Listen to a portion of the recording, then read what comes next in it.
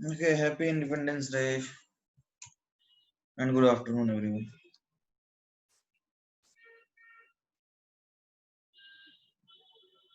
Fine, so let us get back to the discussion which we were doing.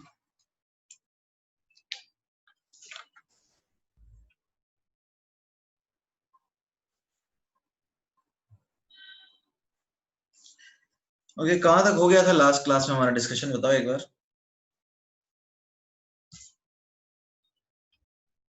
Periodic table का जो अपना discussion था वो कहाँ तक हुआ था?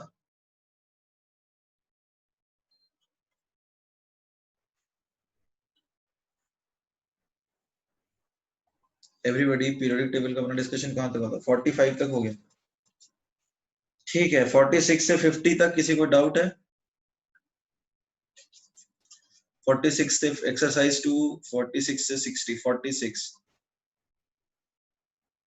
Which of the following compound can have both positive and negative oxidation states in their compounds? देखो इसमें बोल रहा है कि पॉजिटिव और नेगेटिव ऑक्सीडेशन स्टेट दोनों कौन शो कर सकता है. देखो फ्लोरीन दो ऑक्सीडेशन स्टेट शो करता है, 0 और -1. तो ये तो आंसर नहीं हुआ ना भावेश. फिर ऑप्शन बी में आयोडीन देखो क्या है, -1 से लेकर के +7 तक दिखा सकता है, तो ये पॉजिटिव नेगेटिव दोनों दिखा सकता है. सोडियम की बात करें तो सिर्फ दो ऑक्सीडेशन स्टेट दिखाता है, 0 और +1. एल्यूमिनियम की बात करें तो 0 और +3. तो क्या हो गया आंसर भावेश? भावेश क्या हुआ आंसर? आयोडीन. ठीक है,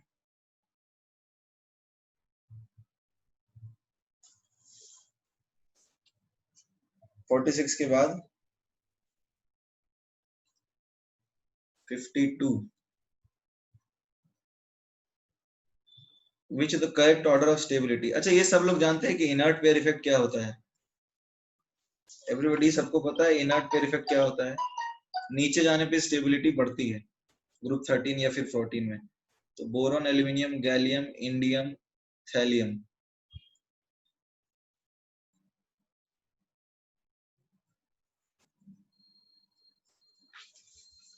तो पहला है करेक्ट, Tl3+ ज्यादा स्टेबल होगा क्या एवरीबॉडी? तो पहला ऑप्शन बताओ, क्या Tl3+ स्टेबल ज्यादा होगा Bi3+ से? एवरीबॉडी नहीं होगा ऑब्वियसली. नाउ क्या PbO2 ज्यादा स्टेबल होगा PbO से?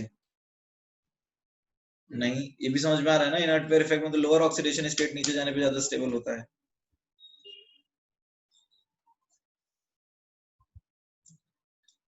Is that clear everybody?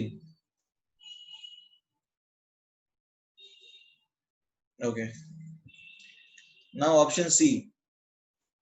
Option C है BiI5 और BiF5 में BiF5 स्टेबल ज्यादा है, और ऑप्शन डी है SN2+ और Ge2+. देखो SN2+ और Ge2+ दोनों ज्यादा स्टेबल, दोनों बराबर स्टेबल थोड़ी होंगे. SN2+ ज्यादा स्टेबल होगा ना, इनर्ट पेयर इफेक्ट तो नीचे जाने पे बढ़ता है. Now let us come down to this. अब देखो नाइट्रोजन की बात कर लेते हैं.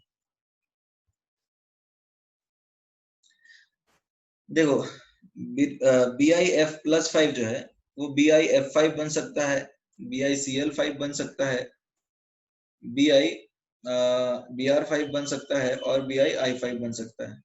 तो तुम्हें क्या लगता है इसमें सबसे ज्यादा स्टेबल कौन होगा? कौन इसको +5 में ज्यादा स्टेबल रख सकता है? एवरीबॉडी, +5 में ज्यादा स्टेबलाइज कौन कर सकता है जो कि ज्यादा इलेक्ट्रोनेगेटिव एलिमेंट है? Everybody, is that clear? Higher positive oxidation state निकालने के लिए तुमको ज्यादा इलेक्ट्रोनेगेटिव एलिमेंट चाहिए. Is that clear? Everybody, higher oxidation state रखने के लिए तुमको ज्यादा पॉजिटिव ऑक्सीडेशन स्टेट चाहिए. Is that clear? वो आयनिक कंपाउंड होता है Shreyas, that is not covalent. ठीक है, हायर पॉजिटिव ऑक्सीडेशन स्टेट दिखाने के लिए तुम्हें ज्यादा इलेक्ट्रोनेगेटिव एलिमेंट चाहिए होगा. Everybody, is that clear? Actually उसका +5 तो बनाना ही चाहता ही नहीं है वो. तो अब तुम्हें क्या लगता है, एडिशनल 2 इलेक्ट्रॉन जो नहीं देना चाहता था उसको भी निकालने के लिए ज्यादा इलेक्ट्रोनेगेटिव एलिमेंट लगेगा ना? Everybody, is that clear? देखो कंपेरेबल साइज तक तो बात ठीक है, हम जानते हैं कि सेम साइज वाले ऑर्बिटल्स ही ओवरलैप करते हैं. बट बात यह है कि उसकी टेंडेंसी तो 3 इलेक्ट्रॉन देने की ही है। अब हमको निकालने हैं 5 इलेक्ट्रॉन। टेंडेंसी 3 की है बट निकालने हैं 5, तो 5 इलेक्ट्रॉन कहां से निकलेगा?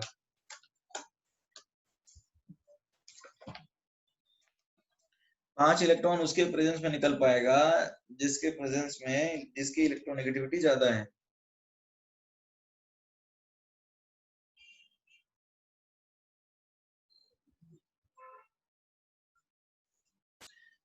एवरीबॉडी ये बात सही है, समझ में आ रहा है? तो आंसर आपका हो जाएगा 3।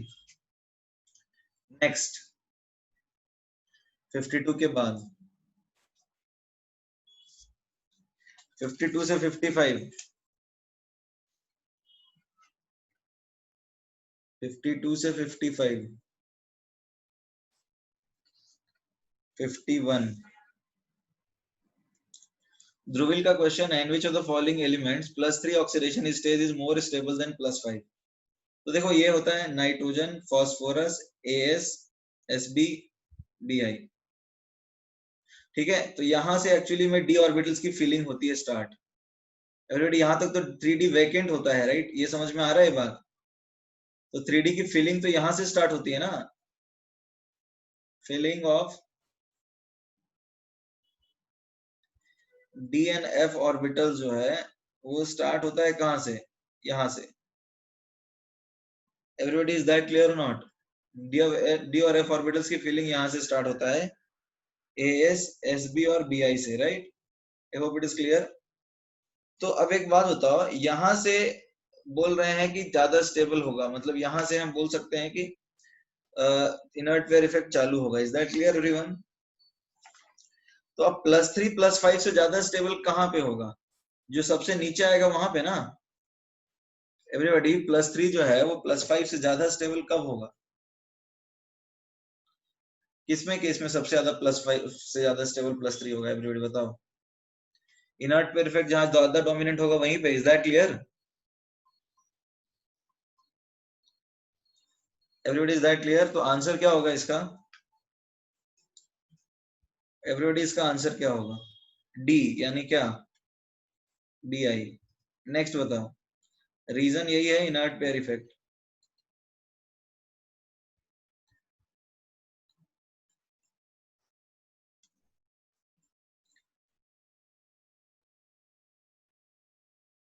Next, identify the least stable ion of the following. Least stable, Li plus, Be plus, B minus और C माइनस। अच्छा, इलेक्ट्रॉन लेने की टेंडेंसी किसकी कम होगी बताओ? 1s2 2s1, 1s2 2s2। ठीक है, बोरॉन है 1s2 2s2 2p1, कार्बन है 1s2 2s2 2p2। तो बताओ इसका फुल्ली फिल्ड कॉन्फ़िगरेशन है।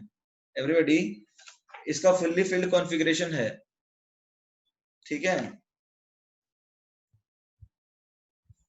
सबको समझ में आ रहा है नहीं आ रहा है? इसका फुल्ली फिल्ड कॉन्फ़िगरेशन है, बेरिलियम का फुल्ली फिल्ड कॉन्फ़िगरेशन है। तो हम ऐसा बोल सकते हैं कि beryllium has fully filled configuration. So वो बेरिलियम का जब फुल्ली फिल्ड कॉन्फ़िगरेशन है, so it will require highest amount of energy to disturb it. Is that clear? Okay, तो आंसर क्या होगा?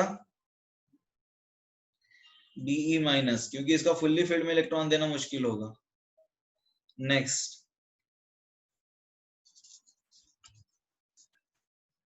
लिखना है किसी को? लिख सकते हो, you can write it if you want.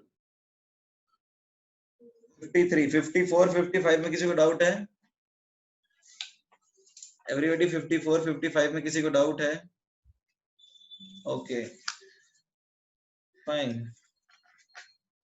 Now let us come down to exercise 3.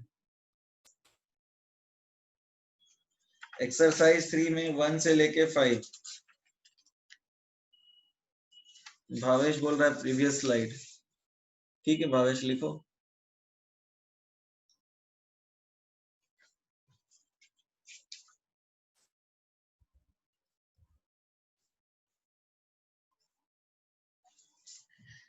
Exercise 3।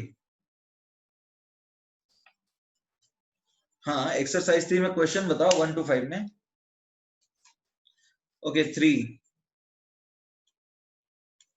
ये तुम लोग बताओ 55 12 इसमें पूछ रहा है atomic number only S block के हैं। तो युवराज एक बात बताओ, तुमने पीरियोडिक टेबल में पढ़ा होगा कि हम किस तरह से पहचानते हैं। हमने बोला था ना कि एटॉमिक नंबर के बेसिस पे हम पहचान सकते हैं कि एलिमेंट कौन का कौन है। Everybody is that clear? हमने ये चीज तो सीखा था ना। एवरीबॉडी से यस और नो। तो उसी में आपको ये इम्प्लीमेंट करना नहीं आ रहा है। अच्छा एक बात बताओ, तुम बिना कुछ टेंशन लिए ही ऐसे बता सकते हो 55 12 18 53। 18 तो तुम्हारा आर्गन हो गया, ये तो पी ब्लॉक में हो जाएगा। ये तो तुमको जो जनरल एलिमेंट है उनका तो याद रखना ही पड़ेगा, नोबल गैसेस। फिर 13 एल्यूमिनियम हो गया, यहाँ काट दिया हमने। ठीक है, तो ये दोनों तो नहीं हो सकते। अब देखो 3 लिथियम होता है, 20 कैल्शियम होता है। ठीक है, और 85 और ये 87 ये देख लेते हैं। अब डी में देखो 22 स्कैंडियम हो गया, तो ये भी खत्म। तो यही ऑप्शन बचा। तुम ऐसे भी तो देख सकते हो ना, स्कैंडियम वेनेडियम होता है ना, वेनेडियम। हाँ ये नहीं, टाइटेनियम होता है 22 डी ब्लॉक। तो तुम्हारा आंसर तो ऐसे ही मिल जा रहा है। इज दैट क्लियर और नॉट?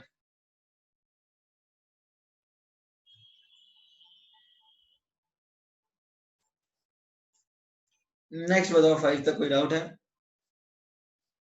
4 और 5 में किसी को डाउट है?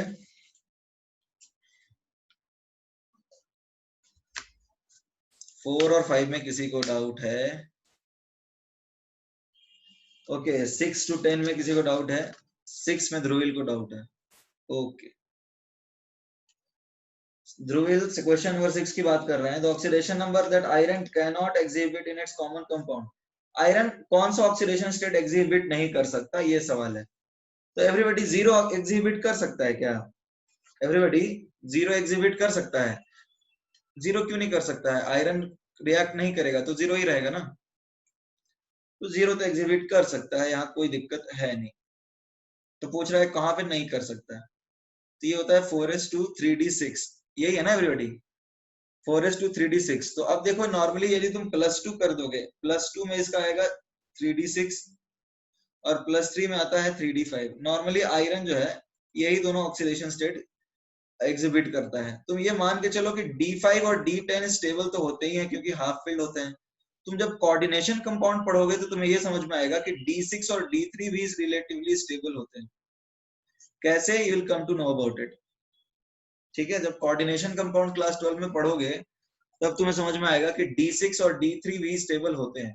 तो अब इसमें क्या है कि +2 और +3 स्टेबल है। अभी इतना ही जान लो कि ये सारे स्टेट्स स्टेबल होते हैं, D5 D10 D6 D3। तो इसलिए +1 एग्जिबिट नहीं कर सकता। Everybody is that clear? तो ये तुम्हारा आंसर है।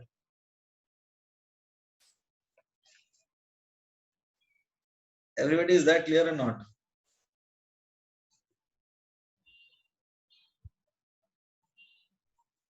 ओके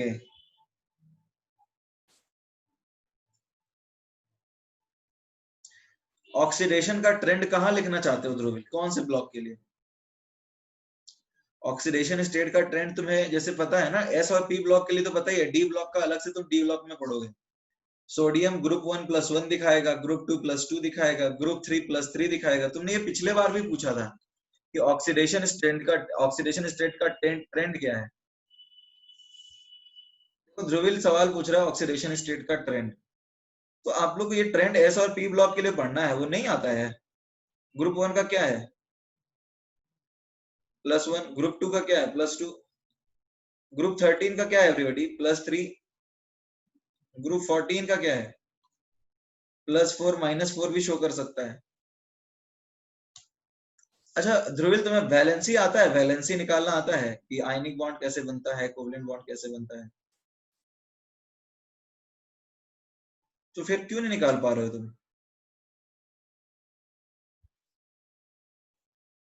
इलेक्ट्रॉनिक कॉन्फ़िगरेशन लिखना तो आता होगा ना तुम्हें, तो उसके हिसाब से वैलेंसी नहीं प्रेडिक्ट कर पा रहे हो। नीचे जाने पे इनर्ट पेयर इफेक्ट में +2 कम हो जाता है, इतना ही तो है। वेरिएशन मतलब यही तो है, तुमको पहचानना है ना। इलेक्ट्रॉनिक कॉन्फ़िगरेशन लिखना सीख लो, यदि उसमें कंफ्यूजन नहीं है तो वैलेंसी तो उससे ही निकलता है। एवरीबॉडी वैलेंसी कैसे निकलता है बताओ, एवरीबॉडी वैलेंसी कैसे निकलता है? How do you predict valency for an element, चाहे वो आयनिक बॉन्ड बनाए या फिर कोवलेंट बॉन्ड बनाए। ध्रुविल बोल रहा है वैलेंसी नहीं निकाल पा रहा है। एवरीबॉडी बताओ वैलेंसी कैसे निकालते हैं किसी एलिमेंट के लिए। हम डी ब्लॉक की नहीं बात कर रहे हैं, क्योंकि डी ब्लॉक तो हम तभी पढ़ पाएंगे जब हम ब्लॉक पढ़ेंगे प्रॉपर। तो नॉर्मल एस और पी ब्लॉक एलिमेंट्स की हम बात करें तो उनकी वैलेंसी हम कैसे निकालते हैं? कॉन्फ़िगरेशन लिख के निकालते हैं, ठीक है ध्रुविल। तो यदि तुम्हें कॉन्फ़िगरेशन लिखना आता है तो फिर तुम्हें दिक्कत क्यों हो रही है वैलेंसी में फिर? अरे यहाँ तो फिक्स्ड है ना कि ग्रुप 1 में +1 होता है। 3 ऑक्सीडेशन स्टेट, 2-3 ऑक्सीडेशन स्टेट तो ऑब्वियसली अलग अलग कंपाउंड में, इसमें क्या दिक्कत है तुम्हें? जैसे क्वेश्चन बताओ, अलग अलग कंपाउंड में यदि अलग अलग तरह से ऑक्टेट बना सकता है तो कर लेगा वो 3 तरह का oxidation state. Everybody is that clear? नीचे जाने पे लोअर ऑक्सीडेशन स्टेट हो जाता है स्टेबल। जैसे नाइट्रोजन कहां से कहां तक शो कर सकता है एवरीबॉडी? नाइट्रोजन कहां से कहां तक शो कर सकता है? हमने अभी केमिकल बॉन्डिंग में पढ़ा था ना, क्या उसका रेंज है। एवरीबॉडी बताइए चैट बॉक्स में लिख के कि नाइट्रोजन की रेंज ऑफ ऑक्सीडेशन स्टेट कहां से कहां तक है। एवरीबॉडी, तिलक पाटिल तुम बताओ, नाइट्रोजन कहां से कहां तक ऑक्सीडेशन स्टेट शो कर सकता है? -3 से +5 सरायु, गुड। क्लोरीन कहां से कहां तक शो कर सकता है?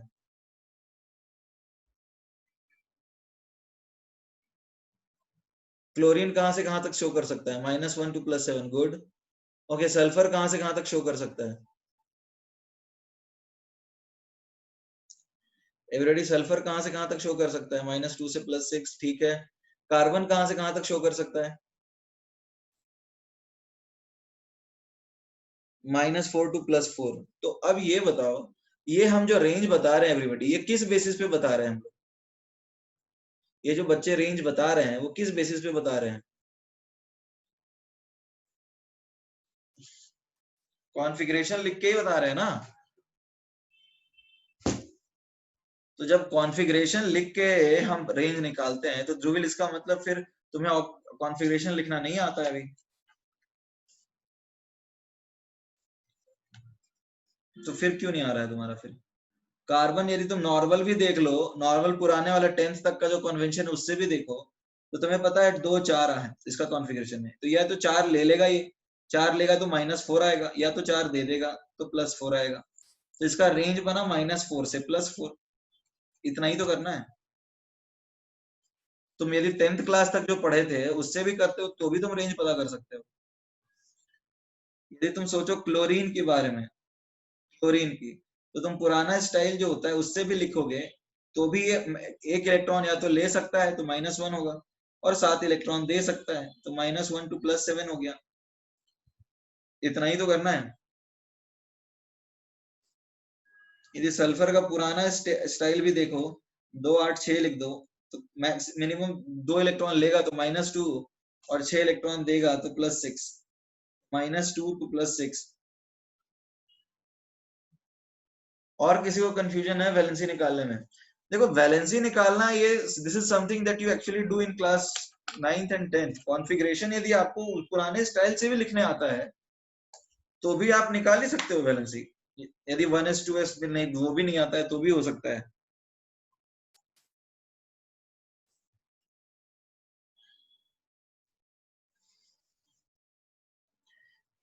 ओके, बताओ फिर 5 से 10 के बीच में और किसी को कोई डाउट है?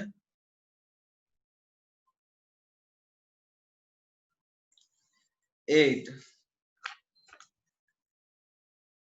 रुक जाओ श्रेयस, हम लोग सीक्वेंस में चल रहे हैं, 21 तक आएंगे हम लोग, रुक जाओ, अभी हम लोग धीरे धीरे आगे बढ़ रहे हैं।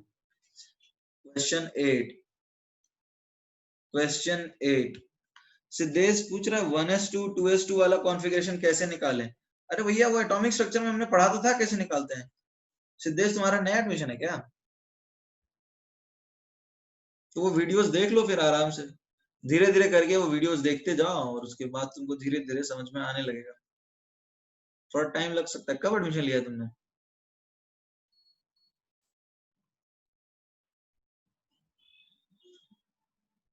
अच्छा लास्ट वीक ही लिया है, कोई बात नहीं, एक बार वीडियोस वीडियो से देखो, शुरू से देखो, तुम तो मोल्स कॉन्सेप्ट से स्टार्ट करो, फिर उसके बाद धीरे धीरे तुम्हें समझ में आ जाएगा, टेंशन मत लो फिर।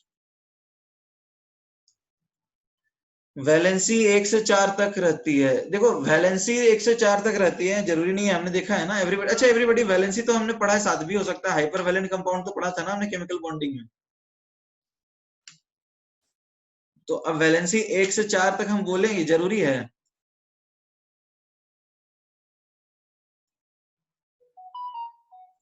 ये तो जरूरी नहीं है, हमने वैलेंसी के बारे में पढ़ी थी ना, जैसे अभी हम लोग कोवेलेंट बॉन्डिंग पढ़ रहे थे, तो हमने पढ़ा ये सब क्या होता है, इलेक्ट्रोवैलेंसी क्या होता है, कोवेलेंसी क्या होता है।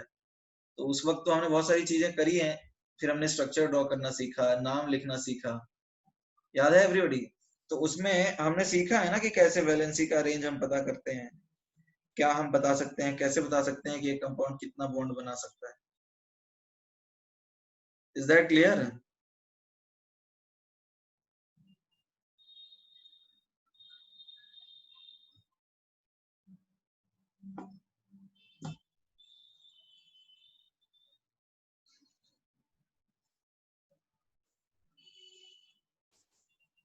एवरीबॉडी इज दैट क्लियर और नॉट?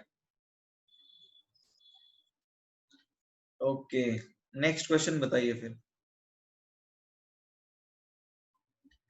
8 किसने, अच्छा 8 पूछा था ना किसी ने, 8 तो मैंने बताया ही नहीं अभी तक, रुक जाओ, 8 बताया ही नहीं। क्वेश्चन नंबर 8 पूछ रहा है क्या, विच of the following does not exist? TlI3,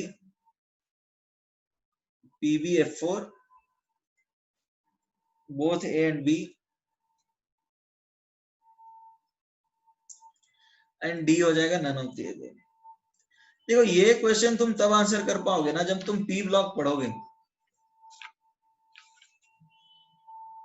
actually में सी आई टेल यू, इसका आंसर एक्चुअली में डी होगा।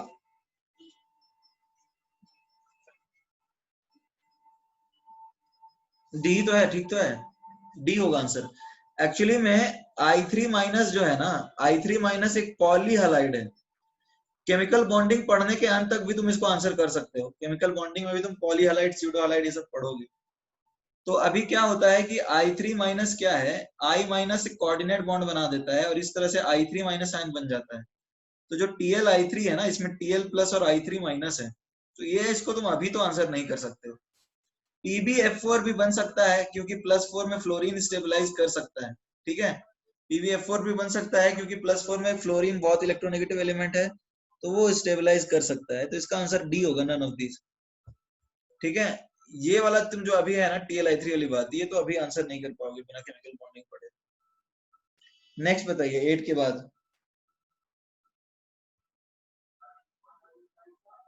10 तक किसी को डाउट है? 10 तक पहले क्लियर करो। 10 ठीक है। 11 से 20 तक किसी को डाउट है? 11 से 20 17, अच्छा 11 से 15 किसी को है? 11 से 15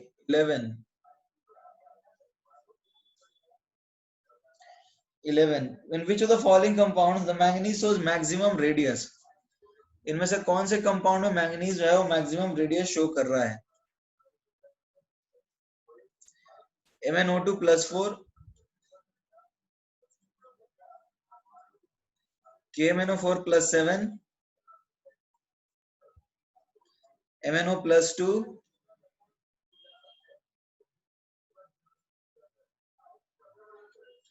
K3MnCX+3। तो बताओ सबसे बड़ा रेडियस कहाँ दिखेगा? देखो ऑक्सीडेशन स्टेट जैसे जैसे कम होता जाएगा ना, साइज छोटा होता जाएगा, ये समझ में आ रहा है? जैसे जैसे ऑक्सीडेशन स्टेट बढ़ता जाएगा वैसे वैसे छोटा होता जाएगा Mn का साइज, ये समझ में आ रहा है या नहीं आ रहा है? ध्रुवील, ये बात तुम्हें समझ में आ रहा है? ध्रुवील, कैन यू एक्सप्लेन दिस? कि जैसे जैसे ऑक्सीडेशन स्टेट बढ़ेगा, ध्रुविल हो या नहीं हो? Dhruvil, are you there? अरे लेकिन मैं फिर भी तुमसे पूछ रहा हूँ सवाल, मैं देखना चाहता हूँ ये बात तुम्हें समझ में आई या नहीं आई। मैं तो सवाल पूछ सकता हूँ स्टूडेंट से। डाउट नहीं है तो भी क्या हुआ? मैं पूछ रहा हूँ कैसे, बताओ। मेरा सवाल ये है कि जब ऑक्सीडेशन स्टेट बढ़ता है तो साइज कम हो रहा है, ये कंसेप्ट है। ये कैसे होगा ये बताओ। मैं एक्चुअली में चेक कर रहा हूँ कि कुछ लोगों को चीजें समझ में आ रही है नहीं आ रही, इसलिए मैं पूछ रहा हूँ तुमसे, और कोई रीजन नहीं है। कटायन छोटा होता है तो, लेकिन यहाँ तो सारे कटायन है ना।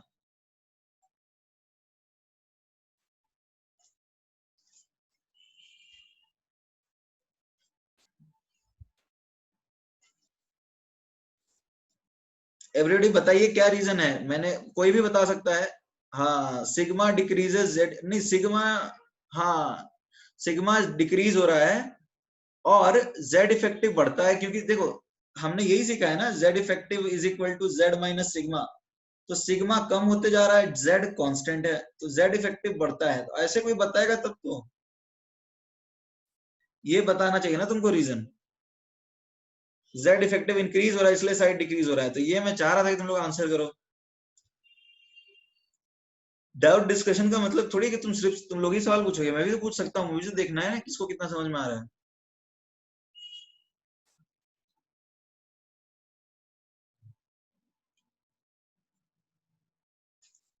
नेक्स्ट क्वेश्चन बताओ।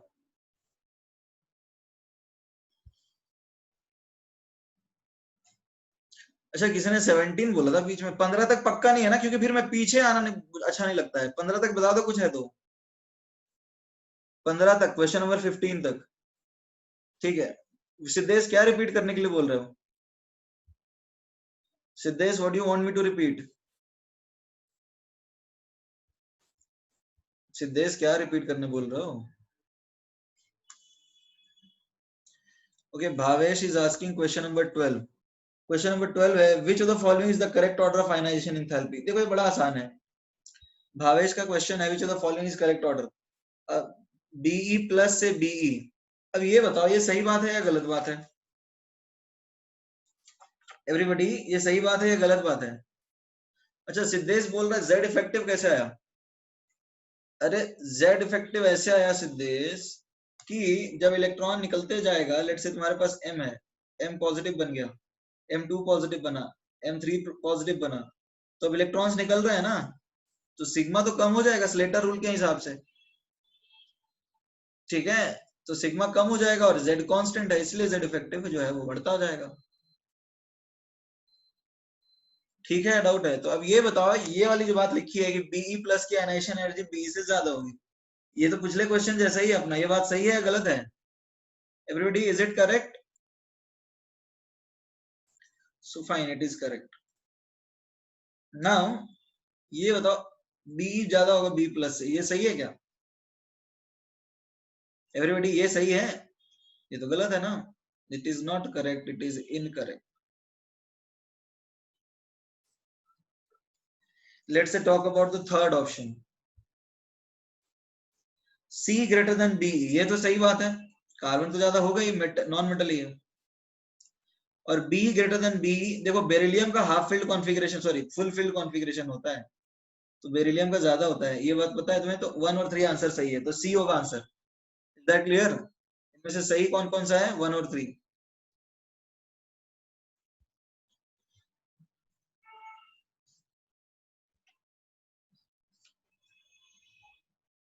नेक्स्ट,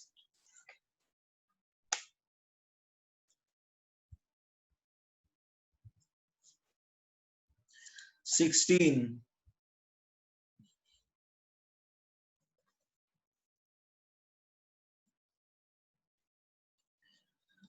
16 क्वेश्चन है, पढ़ते हैं इसको क्या है।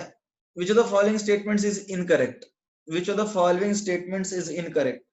देखो 16 रहने दो, क्योंकि अभी तक हाइब्रिडाइजेशन नहीं पढ़ा हमने, sp sp2 sp3 तो अभी पढ़ा नहीं है ना, ये तो केमिकल बॉन्डिंग की चीज है, ये कैसे बता सकते हैं अभी? Everybody, is that clear?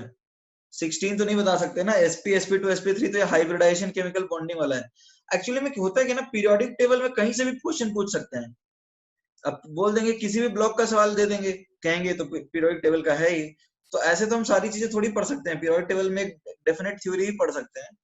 तो अब देखो, अब क्वेश्चन एक्सरसाइज 3 का है तो कहीं से भी दे सकते हैं, तो वो हम नहीं कर सकते अभी। जैसे जैसे टॉपिक्स आएंगे उसके बाद ही हम कर सकते हैं, ये हम नहीं बता सकते क्योंकि आगे पढ़ा ही नहीं हमने उसको अभी। तो 16 रहने दो, हमने हाइब्रिडाइजेशन नहीं पढ़ा अभी। नेक्स्ट बताओ 17, राइट।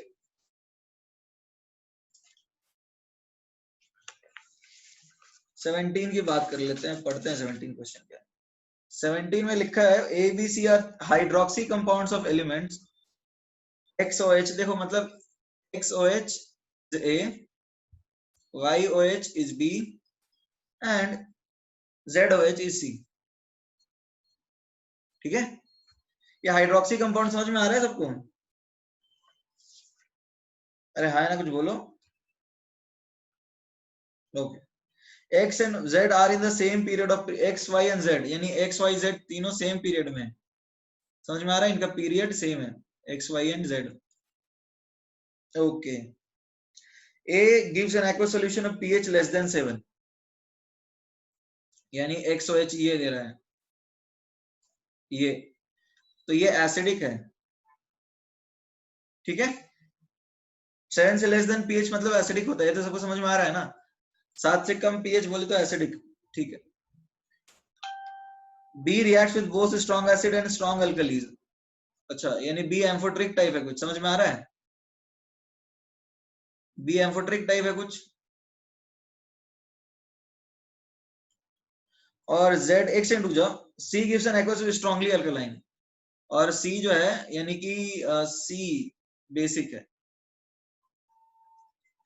तो अब एक बात बताओ, इसमें क्या पता चल रहा है तुम्हें? ये नॉन मेटल है, ये बीच में कुछ होगा बोरान एल्यूमिनियम टाइप, और ये मेटल है, ये समझ में आ रहा है सबको? एवरीबॉडी ये समझ में आ रहा है नहीं आ रहा? तो जो पहला स्टेटमेंट है, पहला स्टेटमेंट है कि all the three elements are metal, ये सही बात है क्या?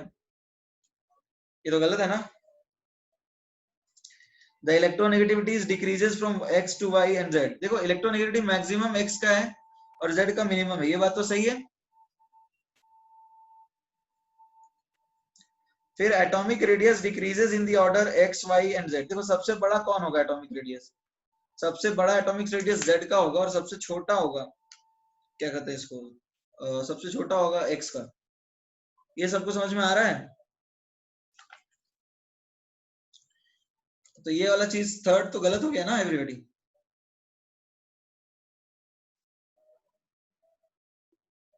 Okay, now let us talk about the fourth one.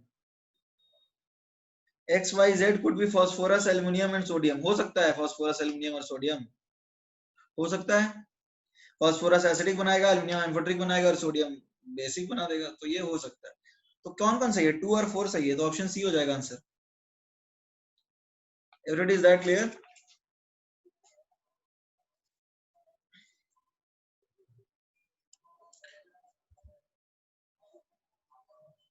Next 20 तक किसी को कोई डाउट है? 20 तक? नहीं, 21।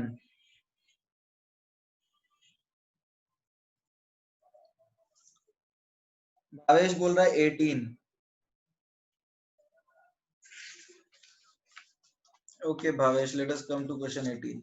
A metal from period 4 is added to water and a vigorous reaction takes place with the evolution of gas. तो एक बात बताओ, मेटल को पानी में डालोगे और गैस कौन सा निकलता है everybody?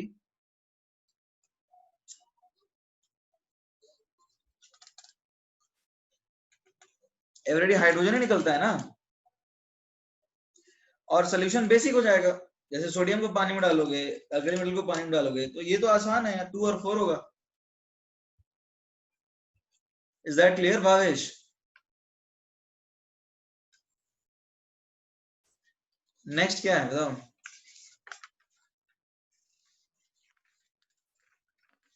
Next 21. The normal boiling points of 4 elements with consecutive atomic numbers are tabulated. Atomic number W by N, ये क्या है? अच्छा, एटॉमिक नंबर है N+1। देखो एक बात बताओ, नॉर्मल बॉइलिंग पॉइंट जो है कंसेक्यूटिव एटॉमिक नंबर से वो बढ़ता जा रहा है, 58, फिर 152, 688, 31380। तो अब देखो होता क्या है, नॉर्मली बॉइलिंग पॉइंट बढ़ता है with molar mass. Is that clear everyone? Everybody, is that clear? Boiling point normally बढ़ता है विथ मोलर मास। अब सवाल पूछा जा रहा है कि क्या हो सकता है ये। तो अब देखो, जैसे मान लो हम जनरल 4 एलिमेंट बता देते हैं, जैसे बताते हैं, जैसे let's say carbon, nitrogen, oxygen, fluorine. तो ये पकड़ लो W, X, Y, Z। देखो हमने कोवलेंट कंपाउंड ही क्यों पकड़े, क्योंकि वही इस तरह के जो कंपाउंड है वो बना सकते हैं। मेटल एक दूसरे के साथ कंपाउंड नहीं बनाता। जैसे सोडियम मैग्नीशियम रिएक्ट करता है क्या एवरीबॉडी? सोडियम मैग्नीशियम रिएक्ट करता है? नहीं करता। बट कार्बन ऑक्सीजन रिएक्ट कर जाता है, कार्बन फ्लोरीन रिएक्ट कर जाता है, राइट? तो इसलिए हमने नॉन मेटल लिया है। तो अब देखो W2X, W2X यानी C2N बन सकता है क्या एवरीबॉडी? C2N बन सकता है? W2Y, एक सेकंड, W2X, C2N नहीं बन सकता। W2Y देखते हैं, यानी कि C2O नहीं बन सकता। W2Z यानी क्या? C2F। और XY2 यानी NO2। मोस्ट स्टेबल की बात कर रहा है। तो देखो मोस्ट स्टेबल कब होगा पता है? यहाँ तो सारे केस में एक जैसा ही है। मोस्ट स्टेबल कब होगा ये समझ में आ रहा है? ठीक, एक चीज समझने की कोशिश करो। मोलर मास जैसे जैसे बढ़ता है, मोलर मास जैसे जैसे बढ़ता है, बॉइलिंग पॉइंट भी वैसे वैसे बढ़ता जाता है। ये समझ में आता है सबको? जैसे जैसे मोलर मास बढ़ता है वैसे वैसे बॉइलिंग पॉइंट भी बढ़ता है। Everybody, is that clear? तो हम ऐसा लिख सकते हैं कि बॉइलिंग पॉइंट बढ़ेगा तो मोलर मास बढ़ेगा। ऐसा क्यों? अच्छा एक बात बताओ, मान लो तुमने 10 किलो के बच्चे को एक मुक्का मारा और एक 150 किलो के बच्चे को एक मुक्का मारा। पहले कौन उछलेगा? मतलब ज्यादा वाइब्रेशन, ज्यादा काइनेटिक एनर्जी कौन अक्वायर करेगा? 10 किलो वाला बच्चा या 150 किलो वाला बच्चा? 10 किलो वाला। अब तुम वही एक मुक्का जो है 200 किलो वाले बच्चे को मारते हो, तो वो हिलेगा क्या? नहीं हिलेगा। तो सबसे ज्यादा कौन हिलेगा? सबसे ज्यादा काइनेटिक एनर्जी कौन अक्वायर करेगा? 10 किलो वाला। क्यों? उसका मास कम है। अब सवाल ये है कि तुम सेम टेम्परेचर देते हो, तुम सेम अमाउंट ऑफ टेम्परेचर देते हो, तो क्या होता है? मॉलिक्यूल्स काइनेटिक एनर्जी अक्वायर करते हैं। Is that clear? तो काइनेटिक एनर्जी हाफ mv² है। तो तुम ज्यादा भारी मॉलिक्यूल को ज्यादा काइनेटिक एनर्जी लेट्स से देना चाहते हो, तो वो बॉयल तब कब करेगा? जब उसकी काइनेटिक एनर्जी इतनी ज्यादा हो जाए कि वो लिक्विड में कन्वर्ट हो जाए, फिर गैस में कन्वर्ट हो जाए, राइट? तो आप खुद सोचो, जिसका मोलर मास ज्यादा है, जो 200 किलो का बच्चा है, वो तुम्हारे एक मुक्के से हिलेगा क्या? उसको तो तुम्हें बड़ा मुक्का मारना पड़ेगा ना।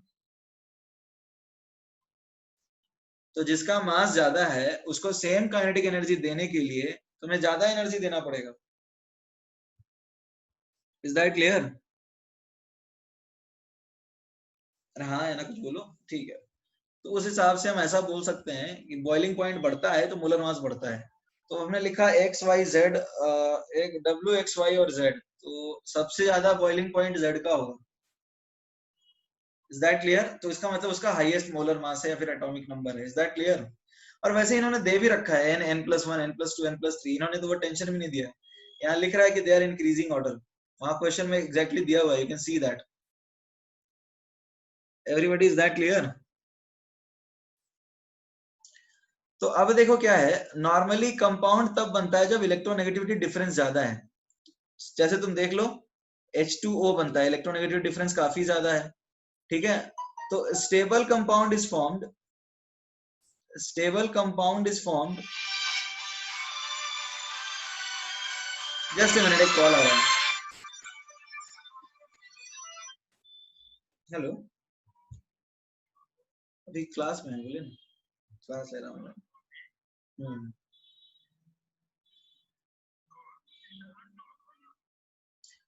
हाँ बैठे रहते, हाँ बोलिए ना। उसका अभी तो क्लास ही ले रहे हैं।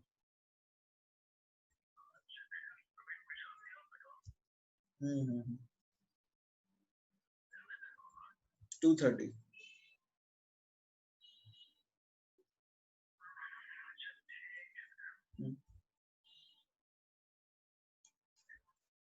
रखते हैं।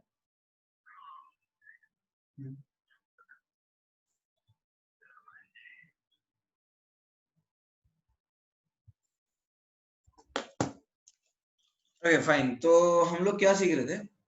Stable compounds are formed when delta X is large. ये समझ में आ रहा है? जब इलेक्ट्रोनेगेटिविटी डिफरेंस ज्यादा रहेगा तो कंपाउंड स्टेबल बनेंगे। ये समझ में आ रहा है नहीं आ रहा है? एवरीबॉडी ये बताओ, जैसे PF5, जैसे तुम्हारे पास है CF4 और CCl4, ठीक है?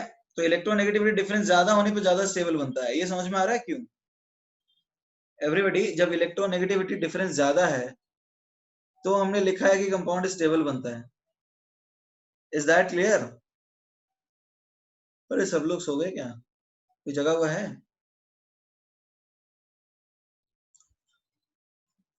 तो अब बताओ ये क्यों? सी, तुमने पढ़ा था ना कि तुमने पढ़ा था DAB is equal to DAA/2 plus DBB/2 minus 0.09 XA minus XB। तो जितना ज्यादा बॉन्ड पोलर होगा उतना ज्यादा बॉन्ड छोटा होता है, और ज्यादा छोटा बॉन्ड का बॉन्ड एनर्जी भी ज्यादा होता है।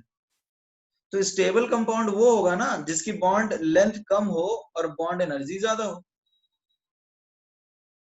इज दैट क्लियर और नॉट? तो तुम्हें क्या लगता है किनके बीच में कंपाउंड बनना चाहिए? एवरीबॉडी, क्या लगता है तुम्हें किनके बीच में कंपाउंड बनना चाहिए?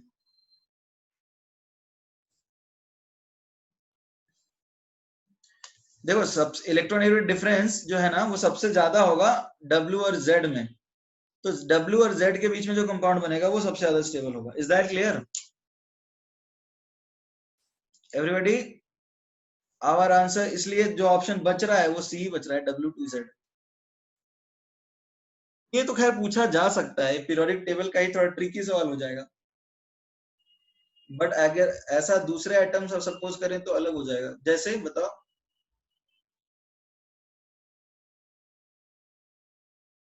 जैसे बताओ।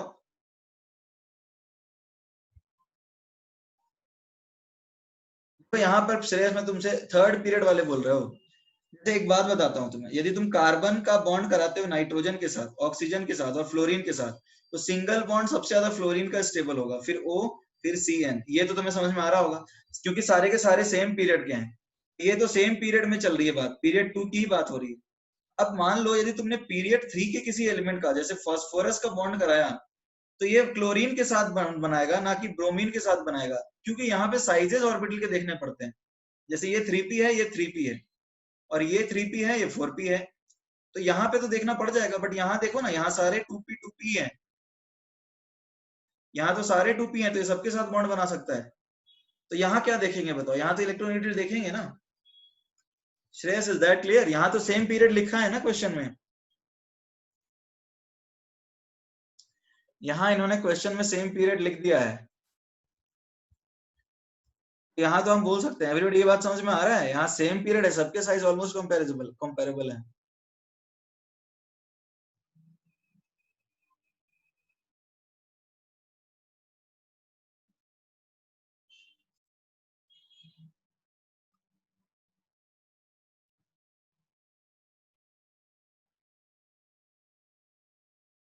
नेक्स्ट 22। अभी क्या सारे पूछोगे? अब 21 के बाद 22। Element Q and R form both oxides and chlorides under laboratory conditions।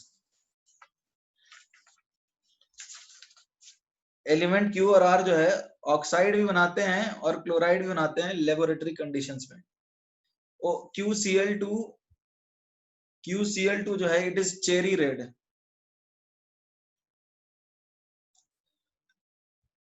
Cherry red liquid. और RCl2 जो है इट इज व्हाइट सॉलिड।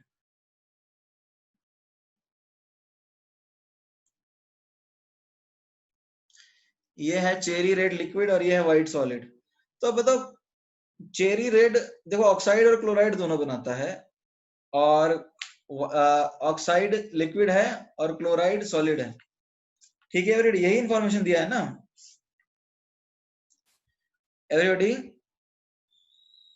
यही इंफॉर्मेशन दिया है। अब देखो ऑक्साइड और क्लोराइड दोनों है, तो अब इसमें ऑक्साइड, देखो ऑक्साइड बेसिक होगा और क्लोराइड एसिडिक होगा, ये समझ में आ रहा है क्यों?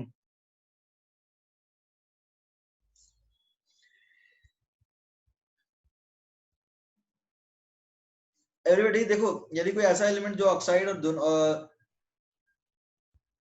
और क्लोराइड दोनों बनाता है, एक्चुअली में इसमें फिर एस ब्लॉक की इंफॉर्मेशन की रिक्वायर्ड है। नॉर्मली जो एस ब्लॉक के सारे सॉल्ट्स होते हैं ना, ऑक्साइड्स मोस्टली, तो देखो एक सेकंड रुक जाओ, फिर से पढ़ते हैं, देखते कुछ और इन्फॉर्मेशन निकलता है तो नहीं। Element Q and R form both oxides and chloride under laboratory conditions. QCl2 is cherry red liquid, while RCl2 is white solid. नहीं, इसमें इंफॉर्मेशन आगे की रिक्वायर्ड है, कलर की जरूरत है यहाँ पे, यहाँ कलर की जरूरत है, रहने दो, ब्लॉक्स में पढ़ने के बाद ही कर पाएंगे इसको, क्योंकि यहाँ लिखा है ना कि दोनों ऑक्साइड और बना रहे हैं, क्लोराइड बना रहे हैं। एक QCl2 चेरी रेड लिक्विड है, वाइल RCl2 व्हाइट सॉलिड है, तो तुम ये समझ सकते हो कि सॉलिड और लिक्विड से समझ सकते हो कि मोलर मास R का ज्यादा होगा, ठीक है, मोलर मास R का ज्यादा होगा, बट बाकी कौन सा कलर है उसके लिए तुमको जरूरी पड़ेगा ब्लॉक का। नेक्स्ट बताइए,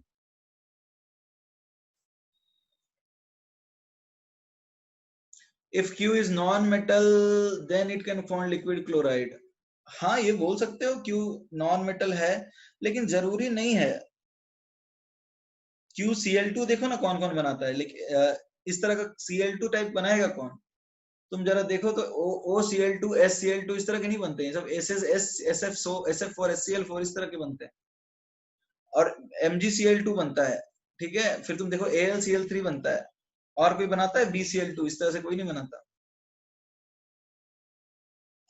नेक्स्ट बताइए,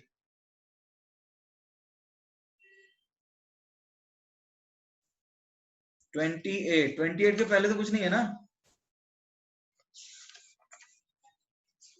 25,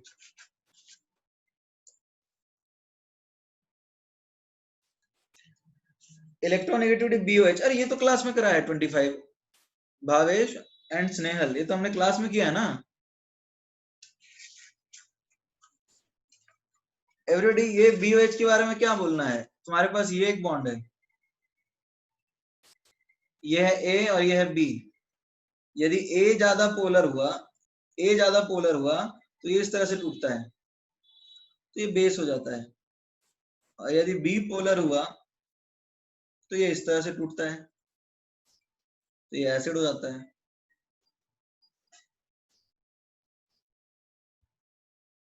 एवरीबॉडी, इज दैट क्लियर और नॉट? नेक्स्ट, तो समझ में आया, इलेक्ट्रोनेगेटिव डिफरेंस की बात हो रही है और कुछ नहीं। नेक्स्ट बताइए, 28,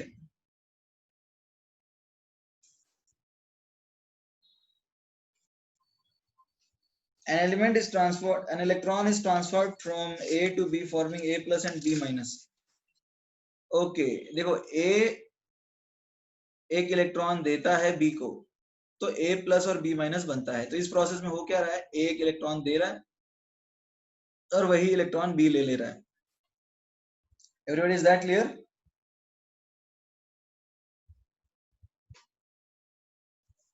एवरीबॉडी, इज दैट क्लियर और नॉट?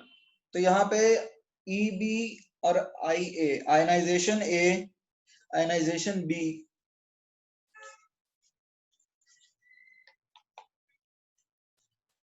ओके। अच्छा एक बात बताओ, तुमने म्यूलिकन स्केल पे इलेक्ट्रोनेगेटिविटी पढ़ा है? म्यूलिकन क्या बोलता था?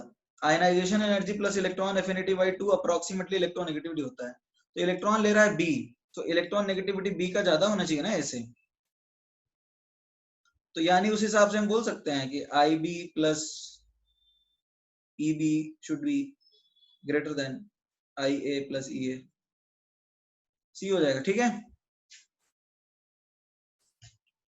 नेक्स्ट 35, इसके पहले किसी कोई डाउट नहीं है? 35 के पहले पक्का? 32.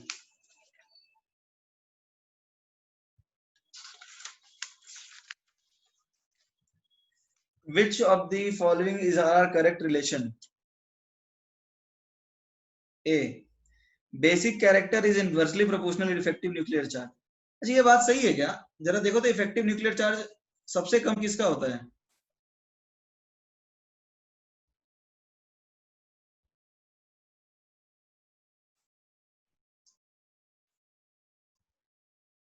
लिख लिया भावेश?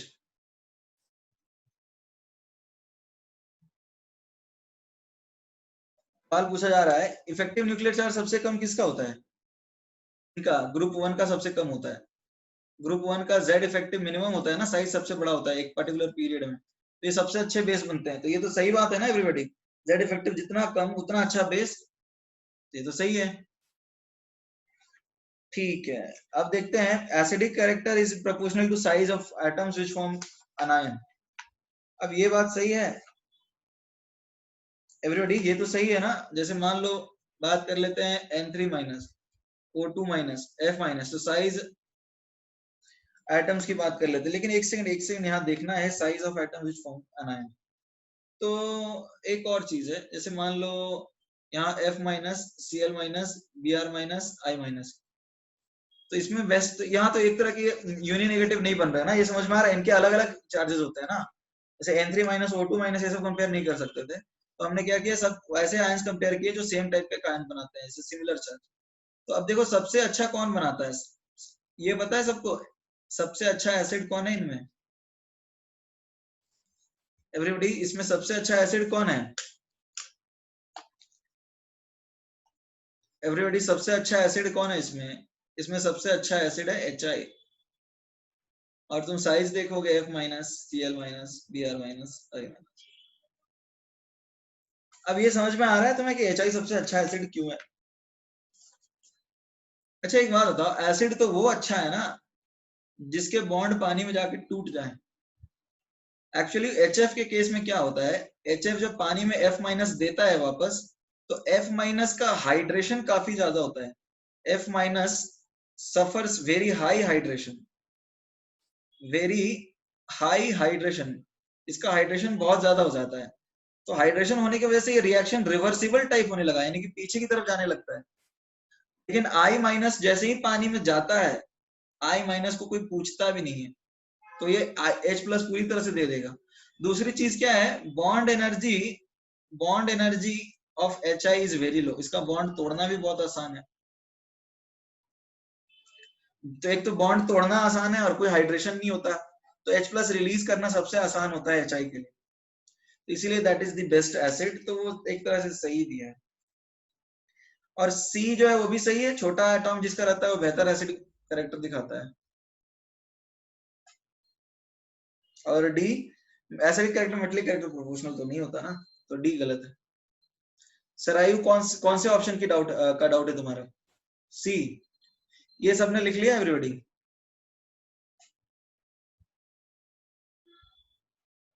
एवरीबॉडी ये सबने लिखा है या नहीं लिखा?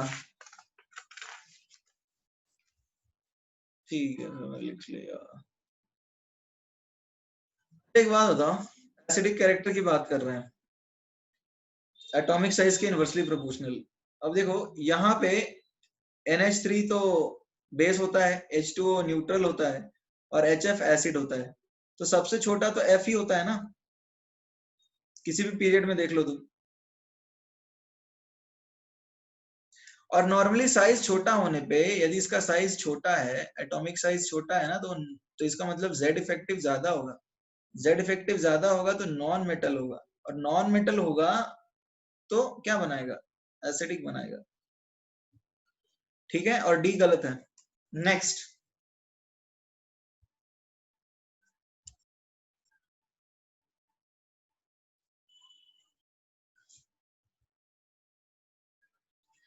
Thirty five. काफी क्वेश्चन है इसमें भी।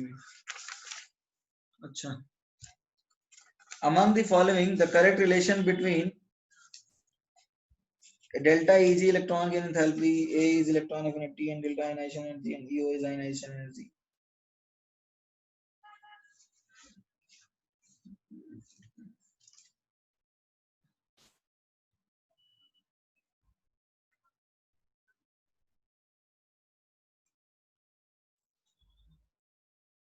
एक मिनट में है ना।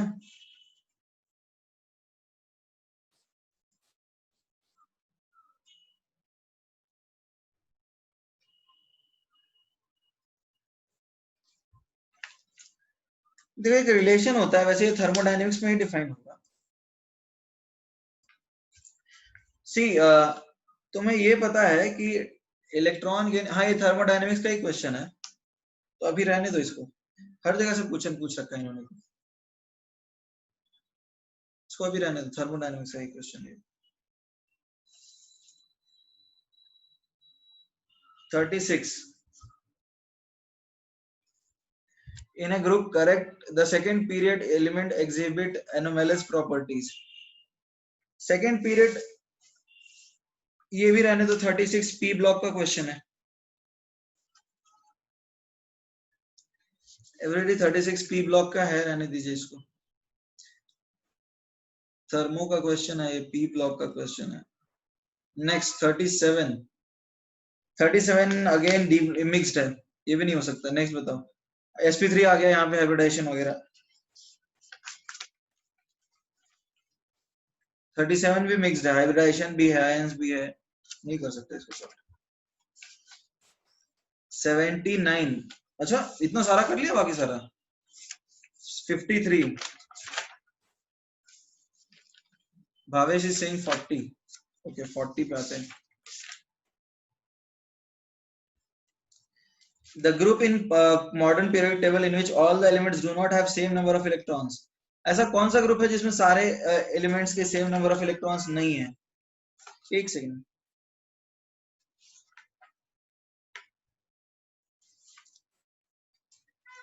the group in the modern periodic table in which all the elements do not have same number of electrons in their outermost shell। एक मिनट, एक मिनट, देखो ये जो है, ये तो डी ब्लॉक में ही होता है, और एक ये वहां होता है, क्या बोलते हैं उसको, ये आर्गन वाला जो फैमिली है ना नोबल गैस का, उसमें हीलियम का 2 ही इलेक्ट्रॉन होता है और बाकी सबका 8-8 होता है, या फिर 18 हो जाता है। ये समझ में आ रहा है? Everybody is that clear? एक तो हीलियम का देखो ना 2 ही इलेक्ट्रॉन है और बाकी सबकी तो ऑक्टेट ये सब कंप्लीट रहता है ना मोस्टली। बाकी हर जगह तो जनरल कॉन्फ़िगरेशन एस ब्लॉक में सेम ही रहता है, तो एक तो ग्रुप 18 हो जाएगा, वो तो पक्का ही है। और बाकी एक ग्रुप आ सकता है इसमें से, क्या कहते हैं उसको, पी ब्लॉक, सॉरी डी और एफ ब्लॉक में से, तो उसमें एक ग्रुप 9 है, ग्रुप 9 जिनमें एक्चुअली कॉन्फ़िगरेशंस बहुत सारे एक्सेप्शनल्स होते हैं डी और एफ ब्लॉक में, तो उसके ऊपर भी है। तो अब तुम्हें ये अभी तो याद नहीं करना है, फिर डी ब्लॉक का क्वेश्चन हो जाएगा, बट अभी तुम ग्रुप 18 तो आंसर कर सकते हो, ठीक है। 9 भी होगा ऑब्वियसली, क्योंकि एक्सेप्शनल कॉन्फ़िगरेशंस होता है, तो इसका आंसर सी और डी होगा। नेक्स्ट,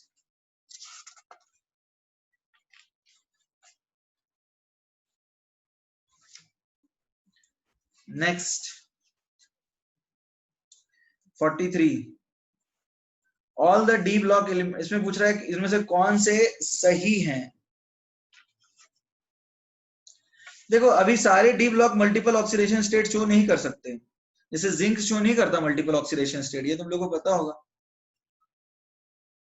जिंक सिर्फ +2 ही शो करता है, क्योंकि उसके पास कॉन्फ़िगरेशन ही 3d10 ये गलत है। All P block show multiple, ये भी सही नहीं है, फ्लोरीन सारे नहीं, तो ए और बी तो गलत है everybody. All S block element show single oxidation state, ये तो सही है ना एवरीबॉडी, सब तो सिंगल ही शो करते हैं। और some of the group 18 elements can show multiple oxidation state, ये तुम पी ब्लॉक में पढ़ोगे। तो ये क्वेश्चन हो गया। डी वाला ऑप्शन के लिए तुम्हें फिर पी ब्लॉक चाहिए होगा, जेनॉन शो करता है, जेनॉन शो करता है अलग अलग ऑक्सीडेशन स्टेट, ये पी ब्लॉक में पढ़ोगे। आगे क्वेश्चन मोस्टली ब्लॉक्स के ही दिए हुए हैं, मोस्टली अलग अलग टॉपिक से पूछ रहे हैं। ठीक है, एक्चुअली बुकलेट सारे बच्चों के लिए रहता है, ऐसा भी बच्चा होगा ना जो कि एक बार मतलब रिपीट करके फिर से पढ़ रहा हो। Next 53 Which of the following statement these are correct? 53 में पूछा गया है which of the following statement these are correct? The second ionization energy of oxygen is greater than that of fluorine. Everybody ये सही है क्या? सेकेंड आयनाइजेशन एनर्जी तो fluorine से ज्यादा होगा क्योंकि हाफ फील्ड हो जाएगा ना एवरीबॉडी, ये तो हमने क्लिक किया था। ए सही है, हाफ फील्ड आता है। Third ionisation energy of phosphorus is greater than that of aluminium. अब ये देख लेते हैं।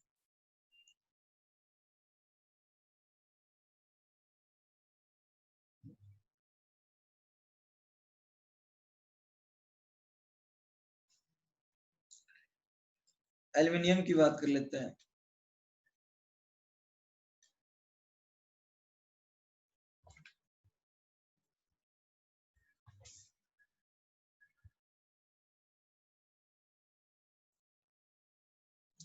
अच्छा एक बात बताओ, थर्ड आयनाइजेशन एनर्जी पूछ रहा है तो वो तो फास्फोरस का नॉर्मली एल्युमिनियम से ज्यादा ही होता है। फर्स्ट सेकंड थर्ड की क्या जरूरत है यहाँ पे, वो तो सारे आगे होंगे ना। यहाँ तो कंपेरेबल एटॉमिक नंबर है नहीं, 13 और 15 है, तो हम तो 13 14 देखेंगे ना एवरीबॉडी। कंपेरेबल तो है नहीं, तो ये तो करेक्ट होगा ही ना। तो ए और बी दोनों सही हो गए हमारे। आयनाइजेशन एनर्जी ऑफ एल्युमिनियम जो है वो गैलियम से थोड़ा ज्यादा होता है। देखो अब ये जो बात है ना ये सही है इस केस में, मतलब ये जो इस तरह की चीजें हैं एल्युमिनियम और गैलियम की, ये नहीं ये सही नहीं। तो ये फिर से ब्लॉक्स में पढ़ोगे, ये you will study in group 13। वो जो ट्रेंड होता है ना पीरियड और ग्रुप का, वो ग्रुप में पढ़ो, ग्रुप 13 में। तो सी बी ए फिर रहने दो। Second ionisation energy of boron is greater than that of carbon, ये आंसर कर सकते हैं। ये बताओ एवरीबॉडी, ये आंसर कर सकते हैं क्या? 53 सेकेंड आयनाइजेशन एनर्जी बोरॉन की 1s2 2s2 2p1 और कार्बन है 1s2 2s2 2p2। तो सेकेंड आयनाइजेशन एनर्जी तो ज्यादा होगा ना क्योंकि फुल फील्ड कॉन्फ़िगरेशन मिल जाएगा इसमें। तो ए बी डी होगा आंसर। वैसे सी जो है वो पी ब्लॉक का है बट उसमें वो सही नहीं है। मिक्स टॉपिक्स काफी पूछे हैं इसमें।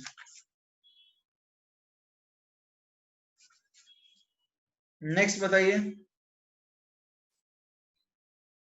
63 का ऑप्शन ए। एक सेकंड, 48 भावेश पूछ रहा है। अरे 48 तो पीछे रह गया।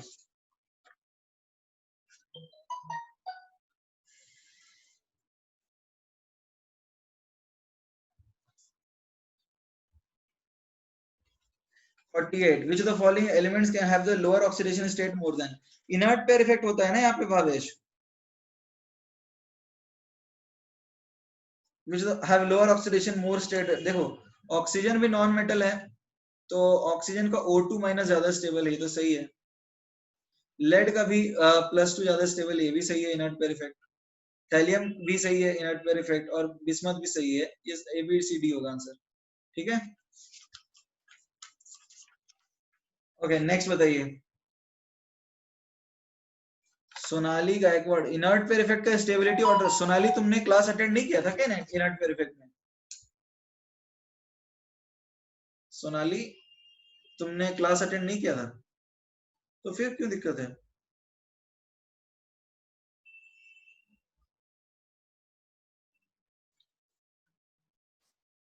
तो फिर क्यों दिक्कत है? इनर्ट पेयर इफेक्ट नीचे जाने पे जो है lower stable, lower oxidation state ज्यादा स्टेबल होता है, यही कॉन्सेप्ट है।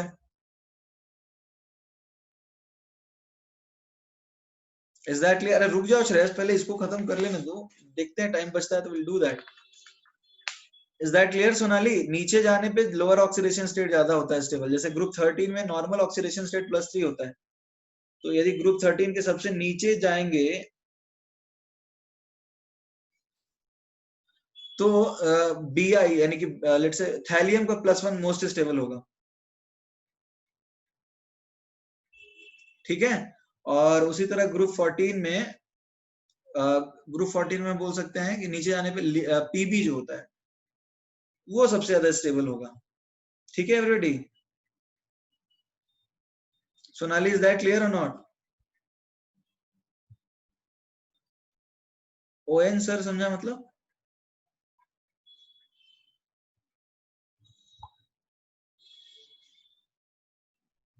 फाइन फाइन ठीक है।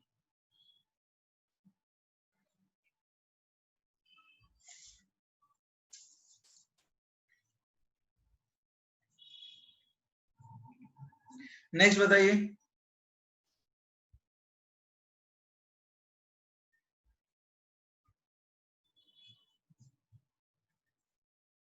77 ओके 77 70 73 70 पूछ रहे हो, उसके बाद 70 अच्छा ठीक है 63 हो गया तुम्हारा। 589 में एक्सेप्शन, 589 क्वेश्चन कहाँ है? 59 ओके 59 देखते हैं।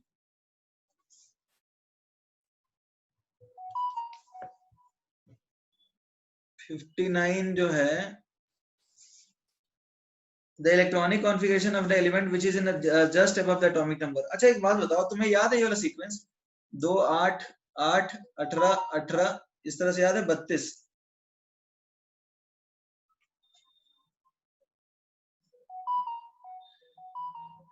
Everybody is it clear? तो अब बताओ 43 है और तुमको नोबल गैस भी याद होगा 2, ठीक है ना, 10 18 फिर क्या होता है बताओ एवरीबॉडी? 2 8 8 फिर क्या होगा नेक्स्ट? 18। तो अब 43 के बाद मतलब 36 आया।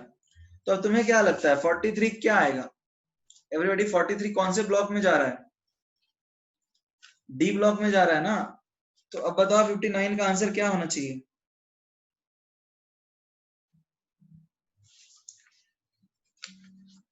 ये मैंगनीज जैसा होगा, कुछ और क्या, मैंगनीज जैसा। देख लो, चेक कर लो, ए होना चाहिए क्योंकि 7। ठीक है एवरीबॉडी, समझ में आया भावेश? इज दैट क्लियर और नॉट? ओके नेक्स्ट बताइए 59 के बाद नेक्स्ट क्या?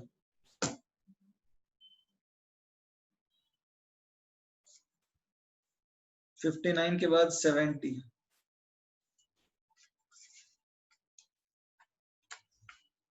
70 ओके। ए माइनस गैस से A2 प्लस, तो ये आता है delta H 1100 kilo joule per मोल, और ए से A2 प्लस ये आता है 1200 किलो जूल पर मोल। इलेक्ट्रॉन एफिनिटी पी है। अच्छा अच्छा एक बात बताओ, ए माइनस से पहले ए बनाएंगे फिर एक इलेक्ट्रॉन निकालेंगे, right? Everybody is that clear? फिर ए से A2 प्लस बनाएंगे फिर 2 इलेक्ट्रॉन निकालेंगे। तो ये जो है ए से A2 प्लस हमें 1200 दिया है, ठीक है, और ये ए माइनस से A2 प्लस जो है ये हमें दिया है 1100। Everybody is that clear? तो अब देखो क्या है, ए से A2 प्लस 1200 है और ए माइनस से ए, यानी हम ऐसा मान लेते हैं यदि हम इन दोनों स्टेप को ऐड करें, जरा समझने की कोशिश करो, तो हमें क्या मिलेगा? हमें ये मिल जाएगा, यानी इस स्टेप में एनर्जी, जैसे इस स्टेप में तो हमें नहीं दी है, इस स्टेप पे एनर्जी x है, तो हम ये x प्लस 1200 कर दें तो हमें 1100 मिलना चाहिए ना एवरीबॉडी, ये क्लियर है? तो x आया -100, is that clear?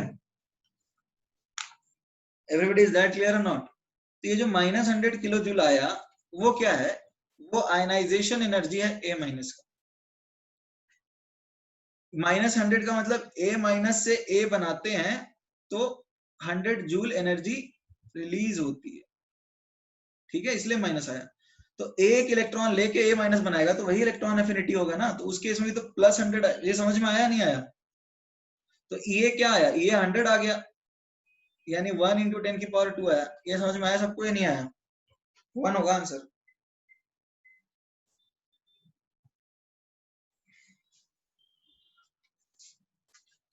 Next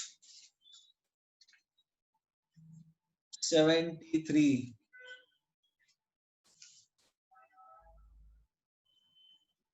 73 How many of the following atoms have maximum ionization energy more than boron?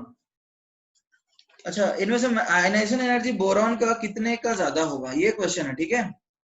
तो बेरिलियम का तो ज्यादा होता ही है, तुम्हें पता ही है। एवरीडे ये पता है ना तुम्हें, बेरिलियम तो ज्यादा होता ही है, नाइट्रोजन का भी ज्यादा होगा, बस यही होगा ज्यादा।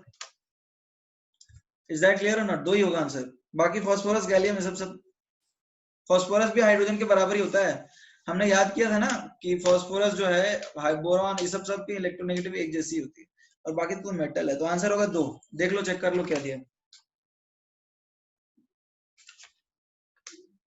क्या दिया आंसर 73, दो ही दिया, ठीक है। नेक्स्ट, नेक्स्ट 73 के बाद, हाँ तो पी एंड एस होगा। अरे एक बात बताओ, मैक्सिमम आयनाइजेशन एनर्जी पूछा है, तो तुम्हें क्या लगता है कि नाइट्रोजन और फास्फोरस में आयनाइजेशन एनर्जी किसका ज्यादा होगा? शरायु टेल मी, नाइट्रोजन और, ये बताओ नाइट्रोजन और फास्फोरस में किसका आयनाइजेशन एनर्जी ज्यादा हो? फास्फोरस का। एवरीबॉडी, नाइट्रोजन और फास्फोरस में किसका ज्यादा होगा ionization energy? Phosphorus, hydrogen, sulphur, selenium, इन सब की इलेक्ट्रोनेगेटिविटी ऑलमोस्ट सेम होती है, ये मैंने याद करने भी बोला था। तो इस केस में नाइट्रोजन और फास्फोरस तुम्हें लगता है, सॉरी फास्फोरस और सल्फर तुम्हें लगता है ज्यादा होंगे? यहाँ कोई एक्सेप्शन थोड़ी है, वो तो इलेक्ट्रॉन एफिनिटी में चेंज हो जाता था ना। सराई इलेक्ट्रॉन एफिनिटी का पंगा था वहां पे। नेक्स्ट 77, देखो lanthanide normally +3 oxidation state show करते हैं, ये आप लोग पढ़ोगे लैंथेनाइड वाले जो एफ ब्लॉक होता है वहां पढ़ोगे, तो ये भी याद रखने का कोई मतलब नहीं है। 77 का लैंथेनाइड्स नॉर्मली +3 शो करते हैं। 79 क्रोमियम का, देखो क्रोमियम तुमको पता है, क्रोमियम दो एग्जिस्ट में रहता है, एक तो Cr2O7 और एक होता है Cr2O3, ठीक है। तो नॉर्मली Cr2O3 में बनता है, ये भी तुम्हारा डी ब्लॉक का ही एक सवाल है। ये अभी हम थोड़ी पीरियोडिक टेबल में पढ़ सकते हैं कि कौन कौन उनका देखो कौन सा स्टेबल स्टेट है, वो तो हमको ये बोलेंगे ना, क्या कहते हैं, बॉन्डिंग वगैरह देखेंगे, उसका कंपाउंड पढ़ेंगे तभी बता पाएंगे। नेक्स्ट 79, वो तो हो ही गया। Next 84, okay 80, an element has atomic number 29, atomic number किसका है 29 एवरीबॉडी? कॉपर का है ना, 4s1 3d10। इसका पीरियड क्या है एवरीबॉडी? पीरियड क्या है, एक्स क्या है इसका 4, और ग्रुप क्या है एवरीबॉडी? इसका ग्रुप क्या है एवरीबॉडी? अरे दैट्स 81, अच्छा तुमने 80 पूछा है, अच्छा कोई बात नहीं। इसका ग्रुप क्या है? कर ही लेते, अब लिख दिया हमने तो। एवरीबॉडी इसका ग्रुप क्या है? 40, ये ग्रुप तो 11 है ना, तो 2x+y क्या आएगा? 19। अच्छा तुमने 80 पूछा है और मैंने 81 लिख दिया, ठीक है। 80, 19, 11, अरे कहाँ, अभी खत्म कहाँ हुआ है? तुम पिछले साल वाले क्वेश्चन में से पूछ रहे हो क्या? Everybody are you talking about the next section? अच्छा वो पूछला, आंसर दे रहे, ठीक है। क्वेश्चन नंबर 18 की बात, 80 की बात कर लेते हैं। How many following compounds have Z effective greater than silicon? अच्छा सिलिकॉन से ज्यादा Z इफेक्टिव किनका होगा बताओ, तुम्हें क्या लगता है? जो सिलिकॉन से ज्यादा इलेक्ट्रोनेगेटिव है उनका ही Z इफेक्टिव सिलिकॉन से ज्यादा होगा। Is that clear? तो अब एक फ्लोरीन तो होगा, कार्बन होगा, ऑक्सीजन होगा, नाइट्रोजन होगा, ये समझ में आ रहा है? तो fluorine, carbon, oxygen 3, nitrogen 4, sulphur 5, chlorine 6, phosphorus 7, 7 होगा आंसर, क्योंकि ये सब उसके बाद लाई करते हैं। कार्बन नहीं होगा, क्यों नहीं होगा कार्बन? अरे Z इफेक्टिव नीचे जाने पे तो कम ही होता है ना। एवरीबॉडी इलेक्ट्रोनेगेटिविटी, सरायु इलेक्ट्रोनेगेटिविटी देख लो, जो सिलिकॉन से ज्यादा, नहीं नहीं सेम रहता है, वो तो अप्रोक्सीमेट ट्रेंड होता है सरायु, हमने इलेक्ट्रोनेगेटिविटी के हिसाब से चला है ना। अरे Z इफेक्टिव जब भी पूछे एलिमेंट के लिए तो इलेक्ट्रोनेगेटिविटी देखना है। एवरीबॉडी इज दैट क्लियर और नॉट? तो 7 आंसर आएगा, पहले 3 को छोड़ के सब हो जाएंगे। ओके 82, 82।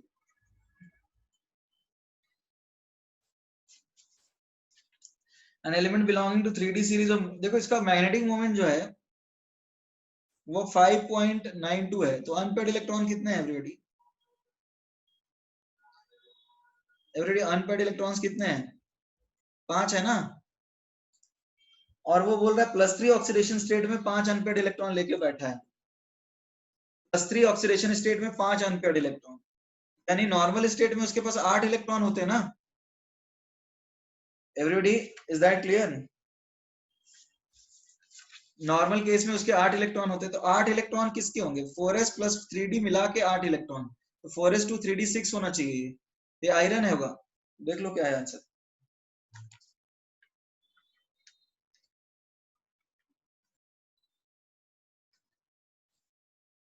कौन सा क्वेश्चन है? 82।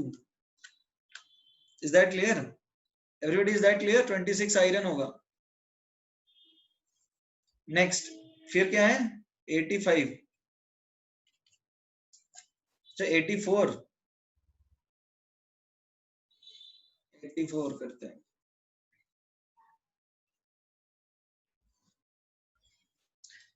ठीक है, 84 क्वेश्चन पढ़ते हैं। For the elements in first period of periodic table, maximum number of oxidation state.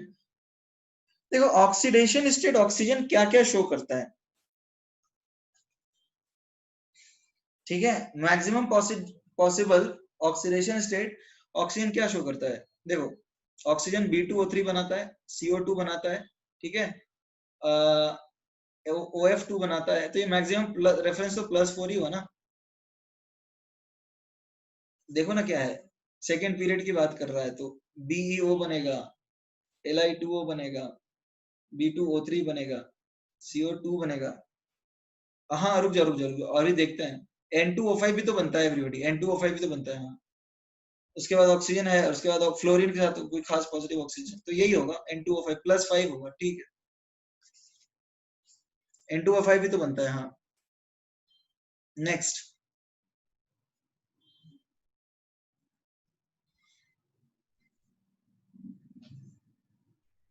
Next बताइए।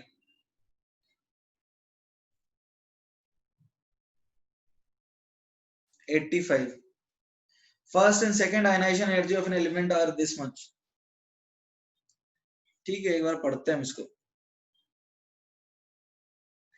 First and second ionisation energy of an element, यानी पहला, यानी मेटल से मेटल प्लस इलेक्ट्रॉन लेके जाने में जो एनर्जी लगता है वो है 600 किलो जूल पर मोल। फिर सेकेंड, यानी कि मेटल प्लस से मेटल 2++ इलेक्ट्रॉन में एनर्जी लगता है 1600 किलो जूल पर मोल, ठीक है। If 100 kilo joule 1000 kilo joule of supply to 1 vapours of M. एक मिनट पढ़ने दो क्वेश्चन, क्या लिखा है आगे।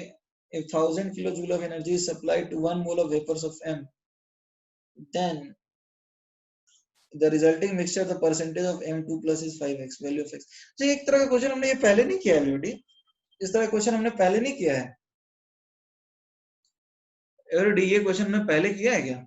याद करो, जैसे तुमने वेपर जो है m का, उसको एनर्जी दिया, तो ये तो क्लियर है 1 मोल बोल रहा है, 1 मोल, यानी कि ये मान लो इस फॉर्म में m प्लस में मान लो या फिर M2+ में मान लो x मोल है, तो इसमें तो 1 - x होगा। तो तुम्हें ये तो समझ में आ रहा है कि सारे के सारे M+ में तो कन्वर्ट हो ही जाएंगे, क्योंकि इसमें 6 ही लग रहा है। Is that clear? सारे के सारे M+ में तो कन्वर्ट हो ही जाएंगे। अब जो बचा 1 - x, उसमें 1600 लग रहा है और total 1000। So 1 - x into 1600 is equal to how much? 400। तो 1 - x is equal to 1/4। तो x क्या है एवरीबॉडी? 3/4, ठीक है। अब परसेंटेज में 75% हो गया ना एवरीबॉडी, इज दैट क्लियर? ठीक है, हमने सही किया है क्या? एक मिनट रुक जाओ।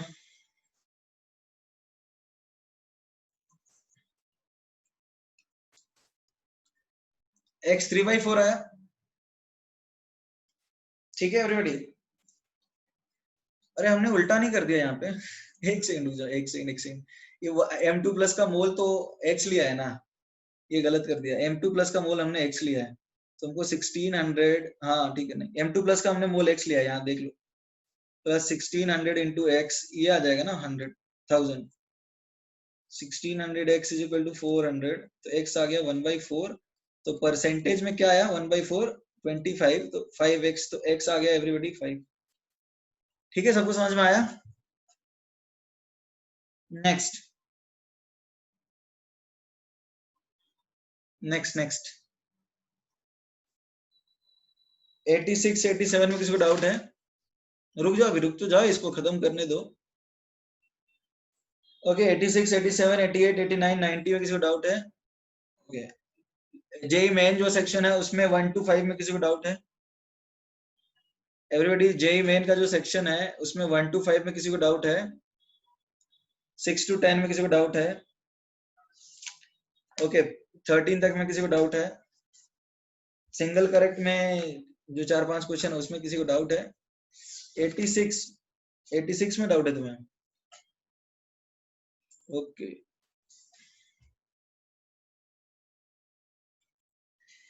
Value of azimuthal quantum number of P log, अच्छा मान लो तुम्हारे पास जेनॉन है कुछ, जेनॉन के बाद 4f14 5d10 6s2 6p6 6d2 7s2, ठीक है। ओके अब जरा देखो, ये जेनॉन में होता है helium, neon, argon, krypton, xenon, होता है 2 10 18, ठीक है, और ये हो जाता है 36, तो 2 8, ठीक है ना, 8 18 18, ये हो गया 54, और यहाँ देखो 14 इलेक्ट्रॉन, 54 प्लस 14 प्लस देखो 10 electron plus 10 plus 2 plus 6 plus 2 plus 2, ये कितना हो गया 64 प्लस 74 76 82 82 और 4 कितना 86, तो एवरीबॉडी 86 कौन से ब्लॉक में आएगा? और इसमें 32 ऐड कर दो, एवरीबॉडी इसमें 32 ऐड कर दो।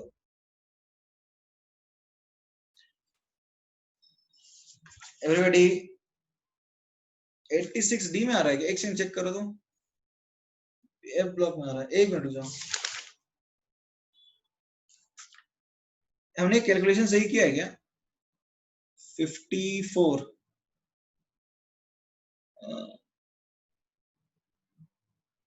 अरे ये 14 हो जाएगा कितना, 68 78 80 80 86, एंड ये तो 90 हो गया एवरीबॉडी, दिस इज 90, ये कैलकुलेशन गलत था, ये 90 है ना एवरीबॉडी, यस और नो? ये तो 90 है, तो 90 से 103 थोरियम है, तो ये 90 से 103 याद करने बोला था, ये एफ ब्लॉक हो गया, तो एफ ब्लॉक के लिए एल होता है 3 डम्बल, 3 हो जाएगा आंसर। ठीक है एवरीबॉडी,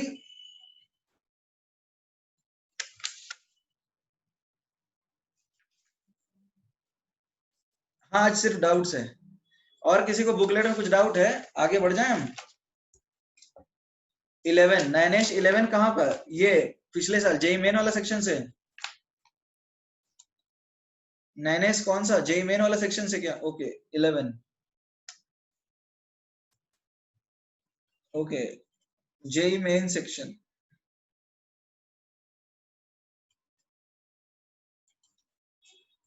क्वेश्चन 11, द स्टेबिलिटी, देखो नीचे जाओगे ना तो जैसे नीचे जाने पे इनर्ट पेयर इफेक्ट होता है, तो लोअर ऑक्सीडेशन स्टेट ज्यादा स्टेबल हो जाता है, is that clear Nainesh? Due to inert pair effect the lower oxidation state becomes more stable as we move down the group, तो क्या होगा आंसर बताओ?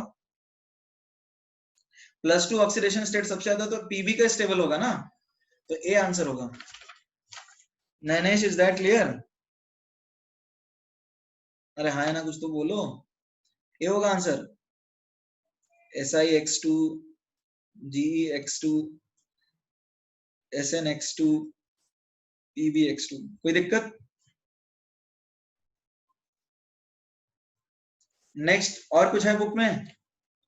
और किसी का कुछ है? अरे हाँ ना बोलो। 12, सिद्धेश इज आस्किंग 12, ओके ठीक है, फिर 5 भी कर देते हैं। Question number 12, the lanthanide contraction is caused due to. देखो लैंथेनाइड कॉन्ट्रैक्शन क्यों होता है, क्योंकि जो ऑर्बिटल्स f वाले हैं ना वो बहुत कम स्क्रीन करते हैं। 4f ऑर्बिटल्स जो है ना वो स्क्रीनिंग बहुत कम करते हैं, ये हमने पढ़ा था ना कि 4f orbitals offer very poor screening and that is why we come across lanthanide and actinide contraction. Is that clear? अरे हाँ है ना, कुछ तो बोलो बालक। Siddhesh Chavan, is that clear? Next, advance. Advance में 5 नंबर क्वेश्चन। अच्छा 5 नंबर क्वेश्चन पढ़ते हैं फिर। Pb4 2 plus compounds are stronger oxidising state. Oxidising agent किसको बोलते हैं, ये समझ में आ रहा है? Kalpesh, doubt session every Saturday नहीं होते हैं, टेस्ट के पहले हो जाते हैं, या फिर जब चैप्टर खत्म हो जाए तब हो जाते हैं। तो हम लोग सोच समझ के एक बातचीत करके टाइम रख लेते हैं डाउट्स के लिए, उस तरह से करते हैं। अच्छा देखो, ऑक्सीडाइजिंग एजेंट किसको बोलते हैं? किसने पूछा था 5 नंबर क्वेश्चन? 5 नंबर क्वेश्चन किसने पूछा था? अच्छा नयनेश, ऑक्सीडाइजिंग एजेंट किसको बोलते हैं? जो इलेक्ट्रॉन ले या इलेक्ट्रॉन दे, दूसरों को ऑक्सीडाइज करेगा तो जो खुद रिड्यूस हो जाए, ये समझ में आ रहा है? ऑक्सीडाइजिंग एजेंट वो है जो दूसरों को इलेक्ट्रॉन ले ले तभी उसको ऑक्सीडाइज करेगा और खुद रिड्यूस हो जाएगा। तो अब देखो क्या है, इनर्ट पेयर इफेक्ट क्या होता है? Carbon, silicon, germanium, SnPb। Oxidising agent वो होगा जिसको लोअर ऑक्सीडेशन स्टेट में आने की ज्यादा जल्दी होगी। समझ में आ रहा है? तो Pb2 plus Pb4 plus Pb2 plus में ज्यादा आसानी से आ सकता है, या फिर ये बताओ तो बेहतर ऑक्सीडाइजिंग एजेंट कौन होता है? बेहतर ऑक्सीडाइजिंग एजेंट तो ये होगा ना, क्योंकि इसका लोअर ऑक्सीडेशन स्टेट ज्यादा स्टेबल है due to inert pair effect. Is that clear? अब तो ये पहला स्टेटमेंट तो भाई सही है। दूसरा है the higher oxidation state for the group 14 elements are due to higher, ये तो गलत है ना, दूसरा तो गलत है, लोअर ऑक्सीडेशन स्टेट ज्यादा स्टेबल होता है, तुमको पता ही है। सी होगा, 1 इज करेक्ट, 2 इज फॉल्स। ठीक है एवरीबॉडी? नयनेश हाँ है ना, कुछ बोलो। ठीक है, अब चलो हम वीके जायसवाल चालू करते हैं। कितने लोगों ने वीके जायसवाल खरीद लिया है?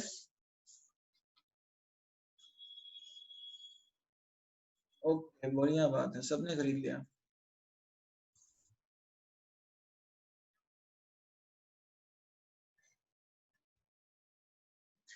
अच्छी बात है।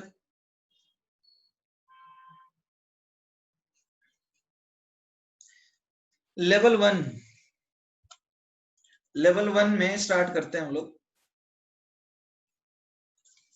लेवल 1 में 1 to 5, 1 to 5 में आदित्य पूछ रहा है क्वेश्चन नंबर 4। ठीक है, 1 minute. Which of the following element shows both positive as well as negative oxidation state? Iodine होगा आंसर, ये तो हमने पहले भी किया है आदित्य, तुम्हारे बुकलेट में भी था तो जो हमने किया है। पॉजिटिव नेगेटिव दोनों कौन शो करता है आदित्य? Is that clear? 4 का आंसर तो आयोडीन होगा ना। 6 में क्या है?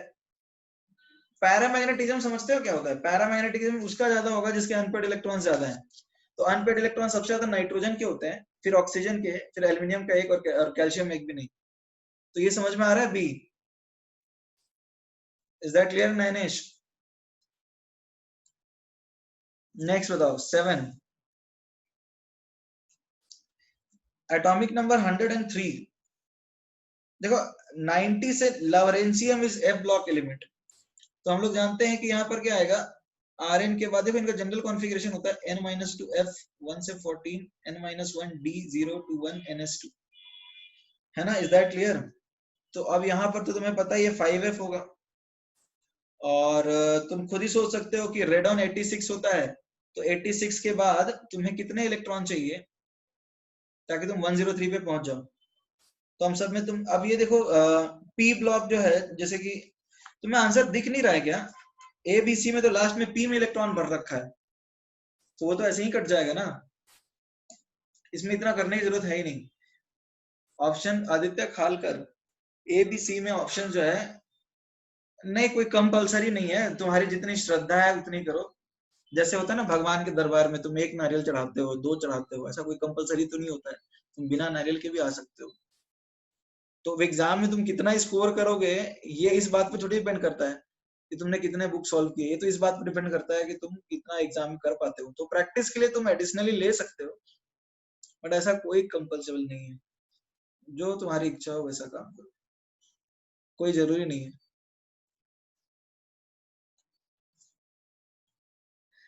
अरे 7 क्लियर हो गया ना? एक मिनट रुक जाओ, मैं पानी पी लेता हूँ अभी।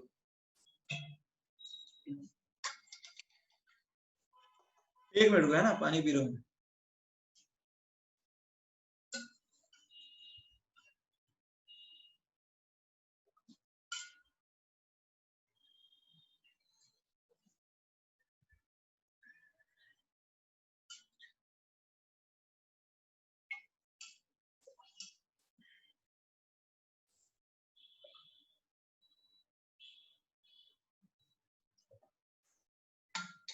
Okay, 15 number question.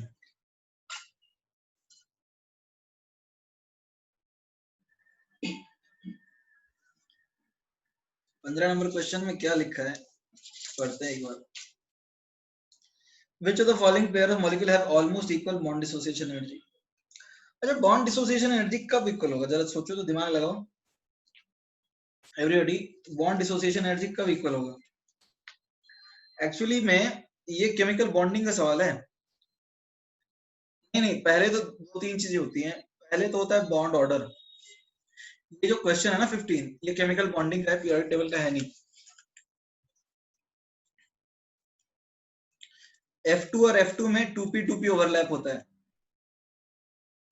H2 में 1s ओवरलैप होता है, तो ये ज्यादा स्टेबल होगा। तो ए तो आंसर हो नहीं सकता। दूसरा, यदि तुम देखो N2 और CO में, तो यहाँ 3 बॉन्ड होता है और यहाँ भी 3 बॉन्ड होता है, ठीक है। तो एक्चुअली में जो आंसर इसका होगा ना, वो होगा F2 एंड I2। बॉन्डिंग में पढ़ोगे, इनकी एनर्जी बहुत सेम होती है। एक्चुअली फ्लोरीन में 3 लोन पेयर है और वो काफी नजदीक होते हैं, तो सिंगल बॉन्ड होने के बावजूद भी ये काफी अनस्टेबल होता है। ये क्वेश्चन जो है ना 15, it will be answered particularly, तुम तभी समझ पाओगे डिटेल में जब तुम केमिकल बॉन्डिंग पढ़ लो। N2 और CO दोनों में जो है 3-3 बॉन्ड होते हैं, और F2 और I2 का एग्जैक्ट डिटेल तो तुम पढ़ोगे उसमें, क्या कहते हैं, वी ब्लॉक में। ब्लॉक्स का सवाल है sir. 32 which of the following species must have 21 का option B. Choose the correct statement regarding transition elements. अरे, कैटालिटिक एक्टिविटी किस चीज के ऊपर डिपेंड करता है, समझ में आ रहा है? कैटलिस्ट क्या होता है? कैटलिस्ट सरफेस एरिया प्रोवाइड करता है रिएक्शन के लिए, और कैटलिस्ट वो बन सकता है जो बहुत सारे ऑक्सीडेशन स्टेट शो करता है, ठीक है प्रथमेश? कैटलिस्ट वो बन सकता है जो कि बहुत सारे देखो वीके जायसवाल में क्वेश्चंस जो है ना तुम्हारे पीरियोडिक टेबल के, वो बहुत सारे मिक्स टॉपिक्स हैं। तो ये मत समझो कि तुमने पीरियोडिक टेबल पढ़ लिया तो सारे क्वेश्चन बन जाएंगे, ब्लॉक से क्वेश्चन बहुत है इसमें, ठीक है। तो बी होगा, मतलब बी पूछा गया है करेक्ट, ये तो गलत है ना?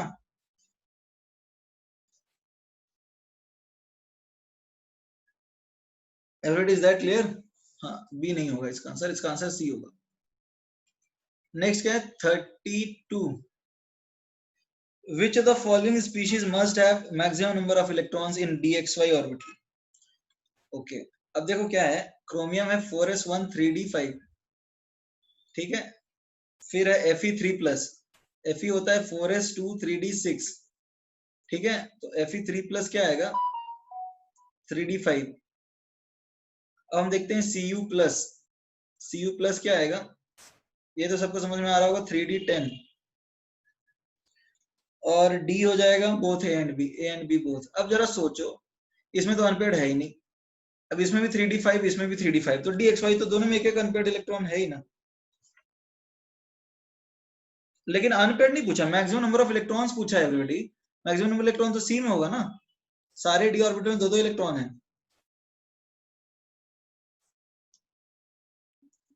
अरे हाँ है ना, कुछ तो बोलो। अनपेड नहीं पूछा है, टोटल इलेक्ट्रॉन पूछा मैक्सिमम, तो ऑब्वियसली 2 इसमें। Next, 24. Which element has a symbol after the name of a planet? अरे वही है, पीयू, प्लूटोनियम बोलते हैं उसको। रहने दो, ये सब कन्वेंशन के ऊपर बेस्ड है। मर्क्यूरी, मर्क्यूरी मर्क्यूरी उसके नाम पे नहीं है, मर्क्यूरस नाम है उसका लैटिन, Hg। मर्क्यूरी का लैटिन नेम एक होता है, एक्शन बताता हूँ मैं, लैटिन नेम ये याद नहीं है।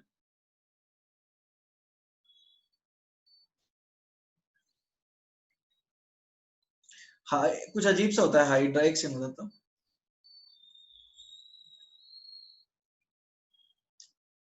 अरे बहुत सारे एलिमेंट जो है ना, उनको लैटिन जो लोग है ना, उन्होंने अपने सभ्यता में डिस्कवर किया था, तो उन्होंने अपने हिसाब से नाम रखा है।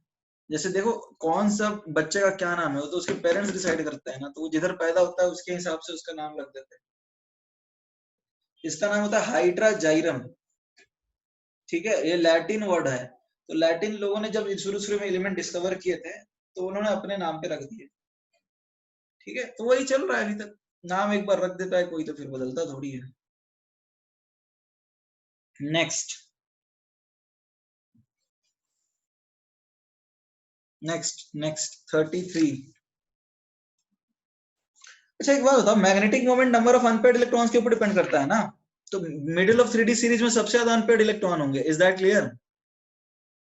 ध्रुविल, ये बात समझने की कोशिश करो कि मिडिल ऑफ 3D सीरीज में सबसे ज्यादा अनपेयर्ड इलेक्ट्रॉन, तो बीच में मैक्सिमम होगा, ऊपर जाएगा, बढ़ेगा, फिर कम हो जाएगा, डी होगा आंसर। समझ में आ रहा है ध्रुविल? ओके, 27 की बात कर लेते हैं। विच of the element is not a representative element? Representative element मतलब समझते हो एवरीबॉडी? रिप्रेजेंटेटिव एलिमेंट का मतलब समझते हो? जो एस ब्लॉक, पी ब्लॉक, ये सब हो गया ना, उसको बोलते हैं। तो टेल्यूरियम हो गया, एस्टेटीन हो गया, थैलियम हो गया, वो सब रिप्रेजेंटेटिव एलिमेंट है। और जो टैंटलम है ना, वो नहीं है रिप्रेजेंटेटिव एलिमेंट। वो डी एफ ब्लॉक में जो है वो सबको नहीं बोलते, क्योंकि प्रॉपर ट्रेंड एस और पी ब्लॉक के ही होते हैं। डी ब्लॉक अजीबो गरीब कहानी है। नेक्स्ट, इसका आंसर बी होगा।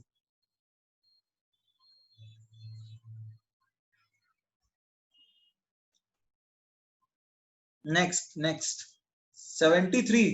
अरे इतना ज्यादा आगे बढ़ोगे एक साथ, बीच में कुछ नहीं है। 48, 48 के पहले किसे कुछ है?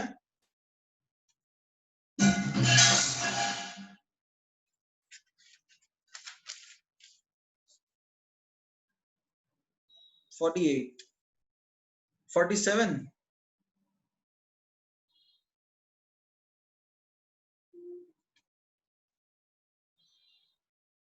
The incorrect order of radius. देखो ये सारे डी और एफ ब्लॉक के हैं, it's not the right time to answer this. 47 नहीं बोल सकते अभी, डी एफ ब्लॉक वाले हैं, एस पी ब्लॉक के ही बता सकते हैं।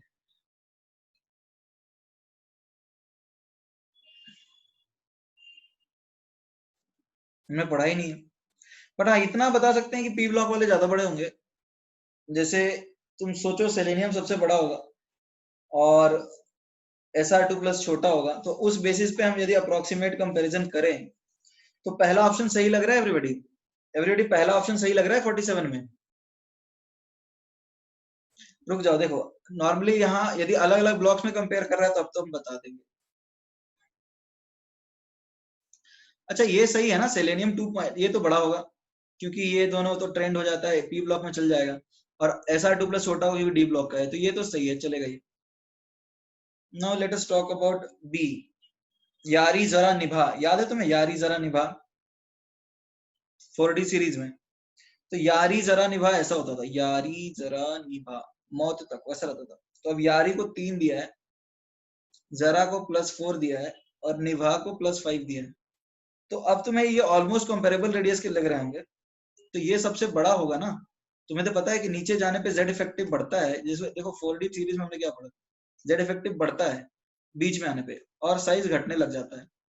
तो इसका क्या कर रहा है, इसका चार्ज भी बढ़ाते जा रहा है, तो ये तो बड़ा होना ही चाहिए ना, इसको तो और छोटा किया जा रहा है, तो ये भी तो चल जाएगा।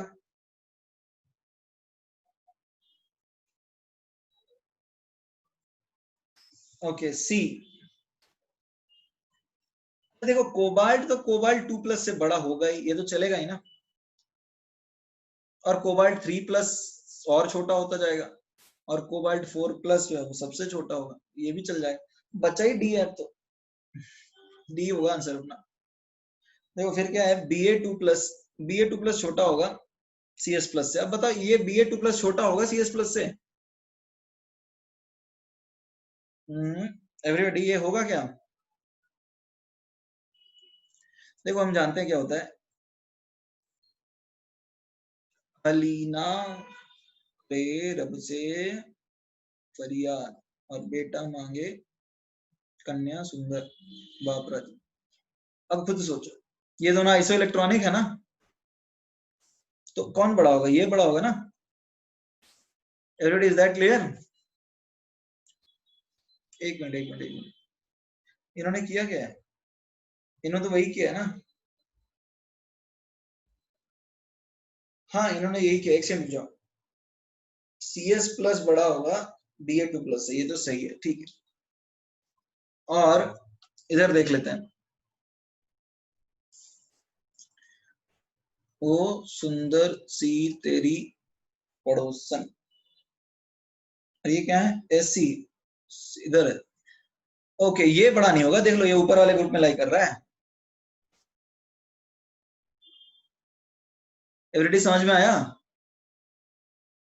अरे देखो ये पीरियड 2, 3, 4, 5 और ये 6, ये पीरियड 2 में लाई कर रहा है, तो बड़ा नहीं होगा ये। इधर रहता तो बोल सकते थे, ये गलत हो जाएगा। Next,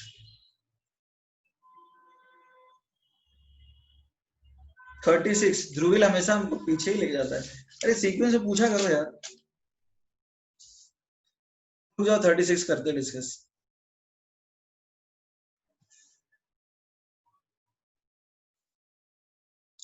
consider the following information about elements P. अरे रुक जाओ, अभी 36 क्लियर करना है उसका। 36 उसने पहले का पूछा है। Consider the following information about elements P and Q. देखो पीरियड नंबर पी का है 2, this is it's period,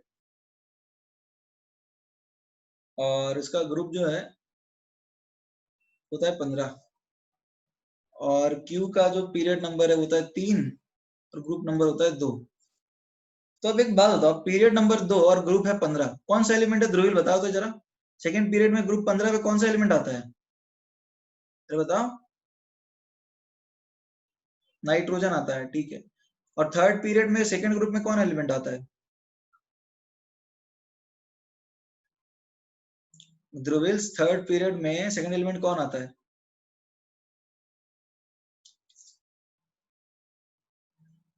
magnesium आता है, ठीक है।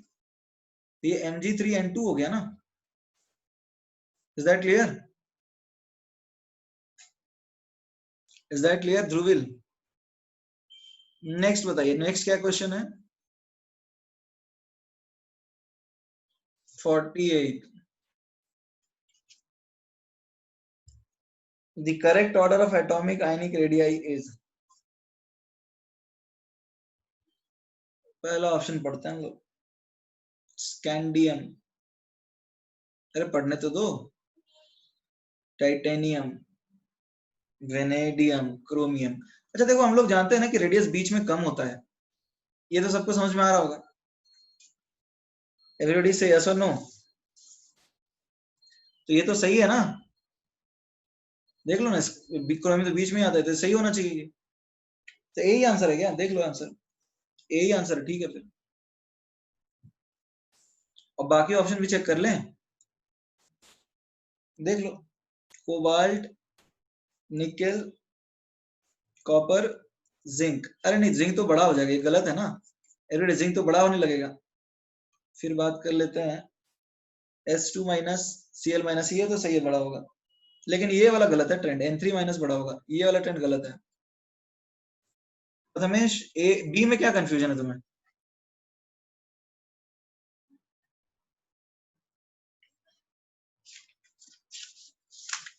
प्रथमेश बी में क्या कंफ्यूजन है? अभी भी कंफ्यूजन है? Next, 49। The radius of which ion is closest to Li+? अब जरा खुद सोचो, डायगोनल रिलेशनशिप पढ़ा है सबने? एवरीबॉडी डायगोनल रिलेशन पढ़ा है? हमने देखा था वहां रेडियस ऑलमोस्ट सेम होता है। तो Li प्लस किसके जैसा डायगोनल रिलेशनशिप शो करता है? Mg प्लस Be2 प्लस किसके जैसा? Al3 प्लस, ठीक है, B3 प्लस किसके जैसा? Si4 प्लस, यही था ना? तो बस हो गया आंसर, खत्म कहानी। नेक्स्ट 73, पक्का 73 के बीच में अभी कोई क्वेश्चन नहीं है किसी को? 73 तक और किसी को कोई क्वेश्चन नहीं है? ध्रुविल 66,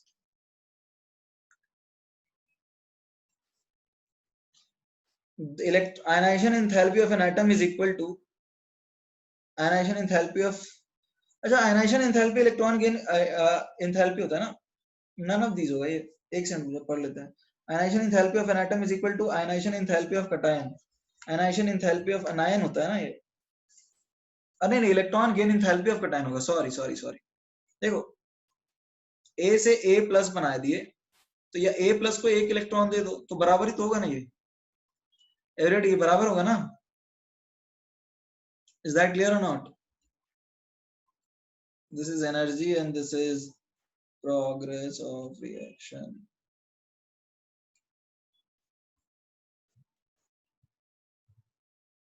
आगे बढ़ते हैं, बताओ नेक्स्ट क्वेश्चन बताओ। 73,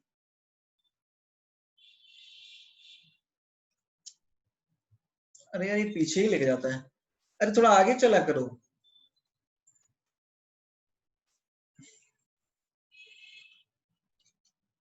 $64, एक सेकंड रुक जाओ।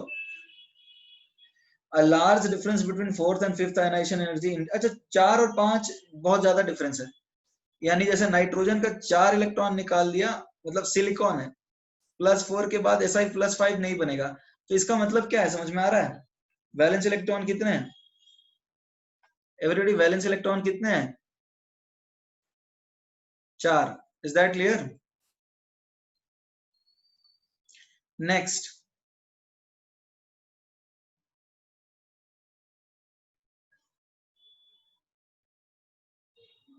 73,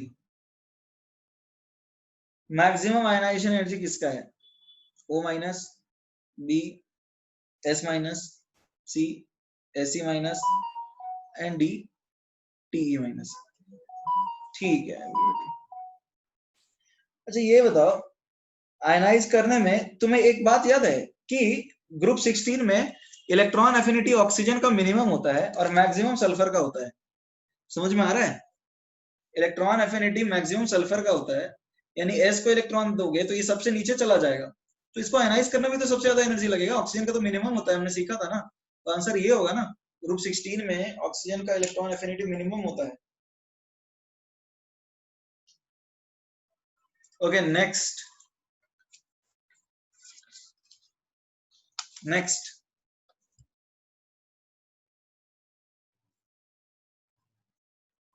नेक्स्ट 85,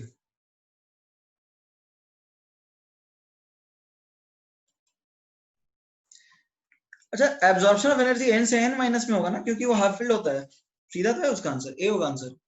हाफ फील्ड कॉन्फ़िगरेशन है, एंडोथर्मिक हो जाएगा, बाकी सब तो ऐसे ही नॉर्मल है। 87, अरे ध्रुविल यार तुम पीछे क्यों लेके जाते हो हर बार? रुक जाओ, पहले 87 करेंगे।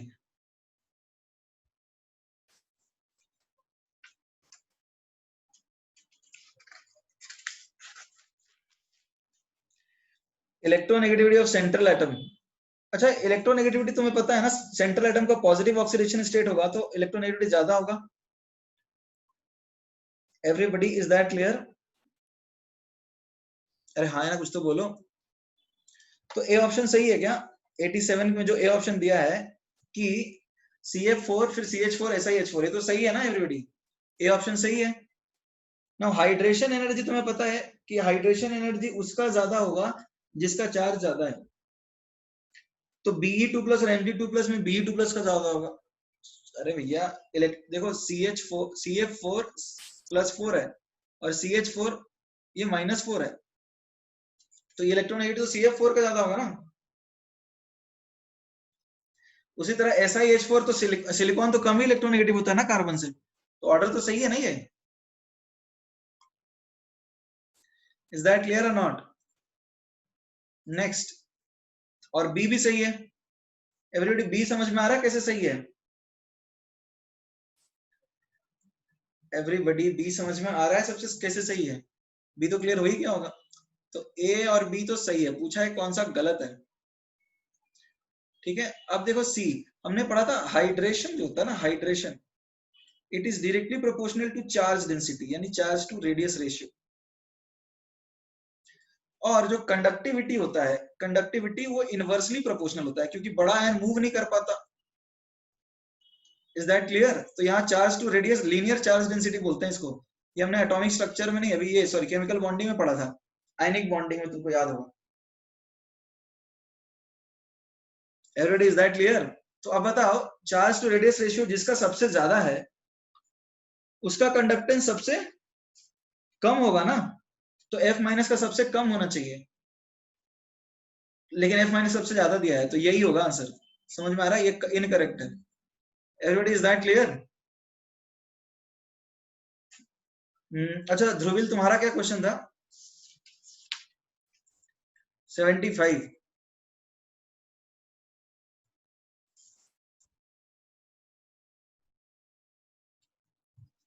Which of the following transformation least energy is required?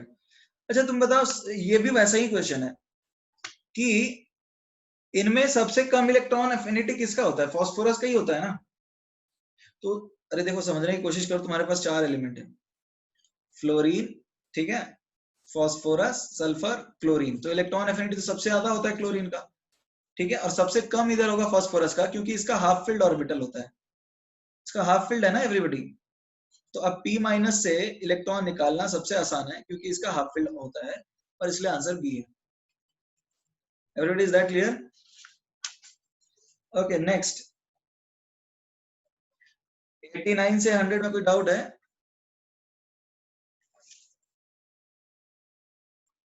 100, 77,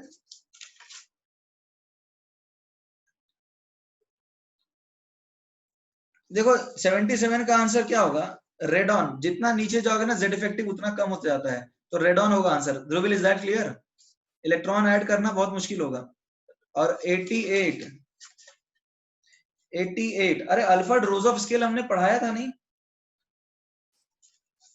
Alfred रोजोफ scale बताया था ना, एक कांस्टेंट होता है। देखो ये जरूरी नहीं है तुम याद करो, यहाँ पर अलग अलग कांस्टेंट पे हल होता है। It is 0.5359 Z effective force बताया होगा तुम्हें, फोर्स बताया था, तो इसको अलग अलग स्केल में लिखते हैं, ये तुम्हें रटने की जरूरत नहीं है, ये नहीं पूछेगा कहीं पे। अलग अलग स्केल में लोग अलग अलग बुक्स में लिख देते हैं अलग तरीका, ये जरूरी नहीं है। फिर नेक्स्ट क्या है? 96,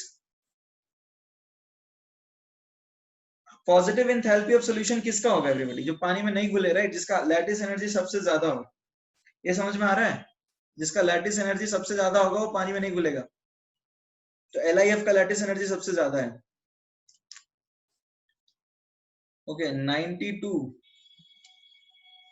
which is the more negative enthalpy of solution? more negative enthalpy of solution उसका ही होगा जिसका हाइड्रेशन ज्यादा है।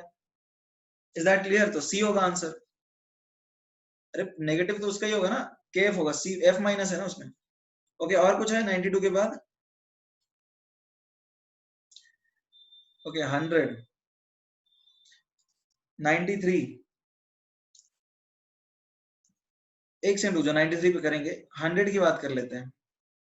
मोस्ट एसिडिक कौन होगा एवरीबॉडी? एक तो इलेक्ट्रोनेगेटिविटी सबसे ज्यादा क्लोरीन है, और क्लोरीन हाईएस्ट ऑक्सीडेशन स्टेट में है, तो ए होगा आंसर। Is that clear?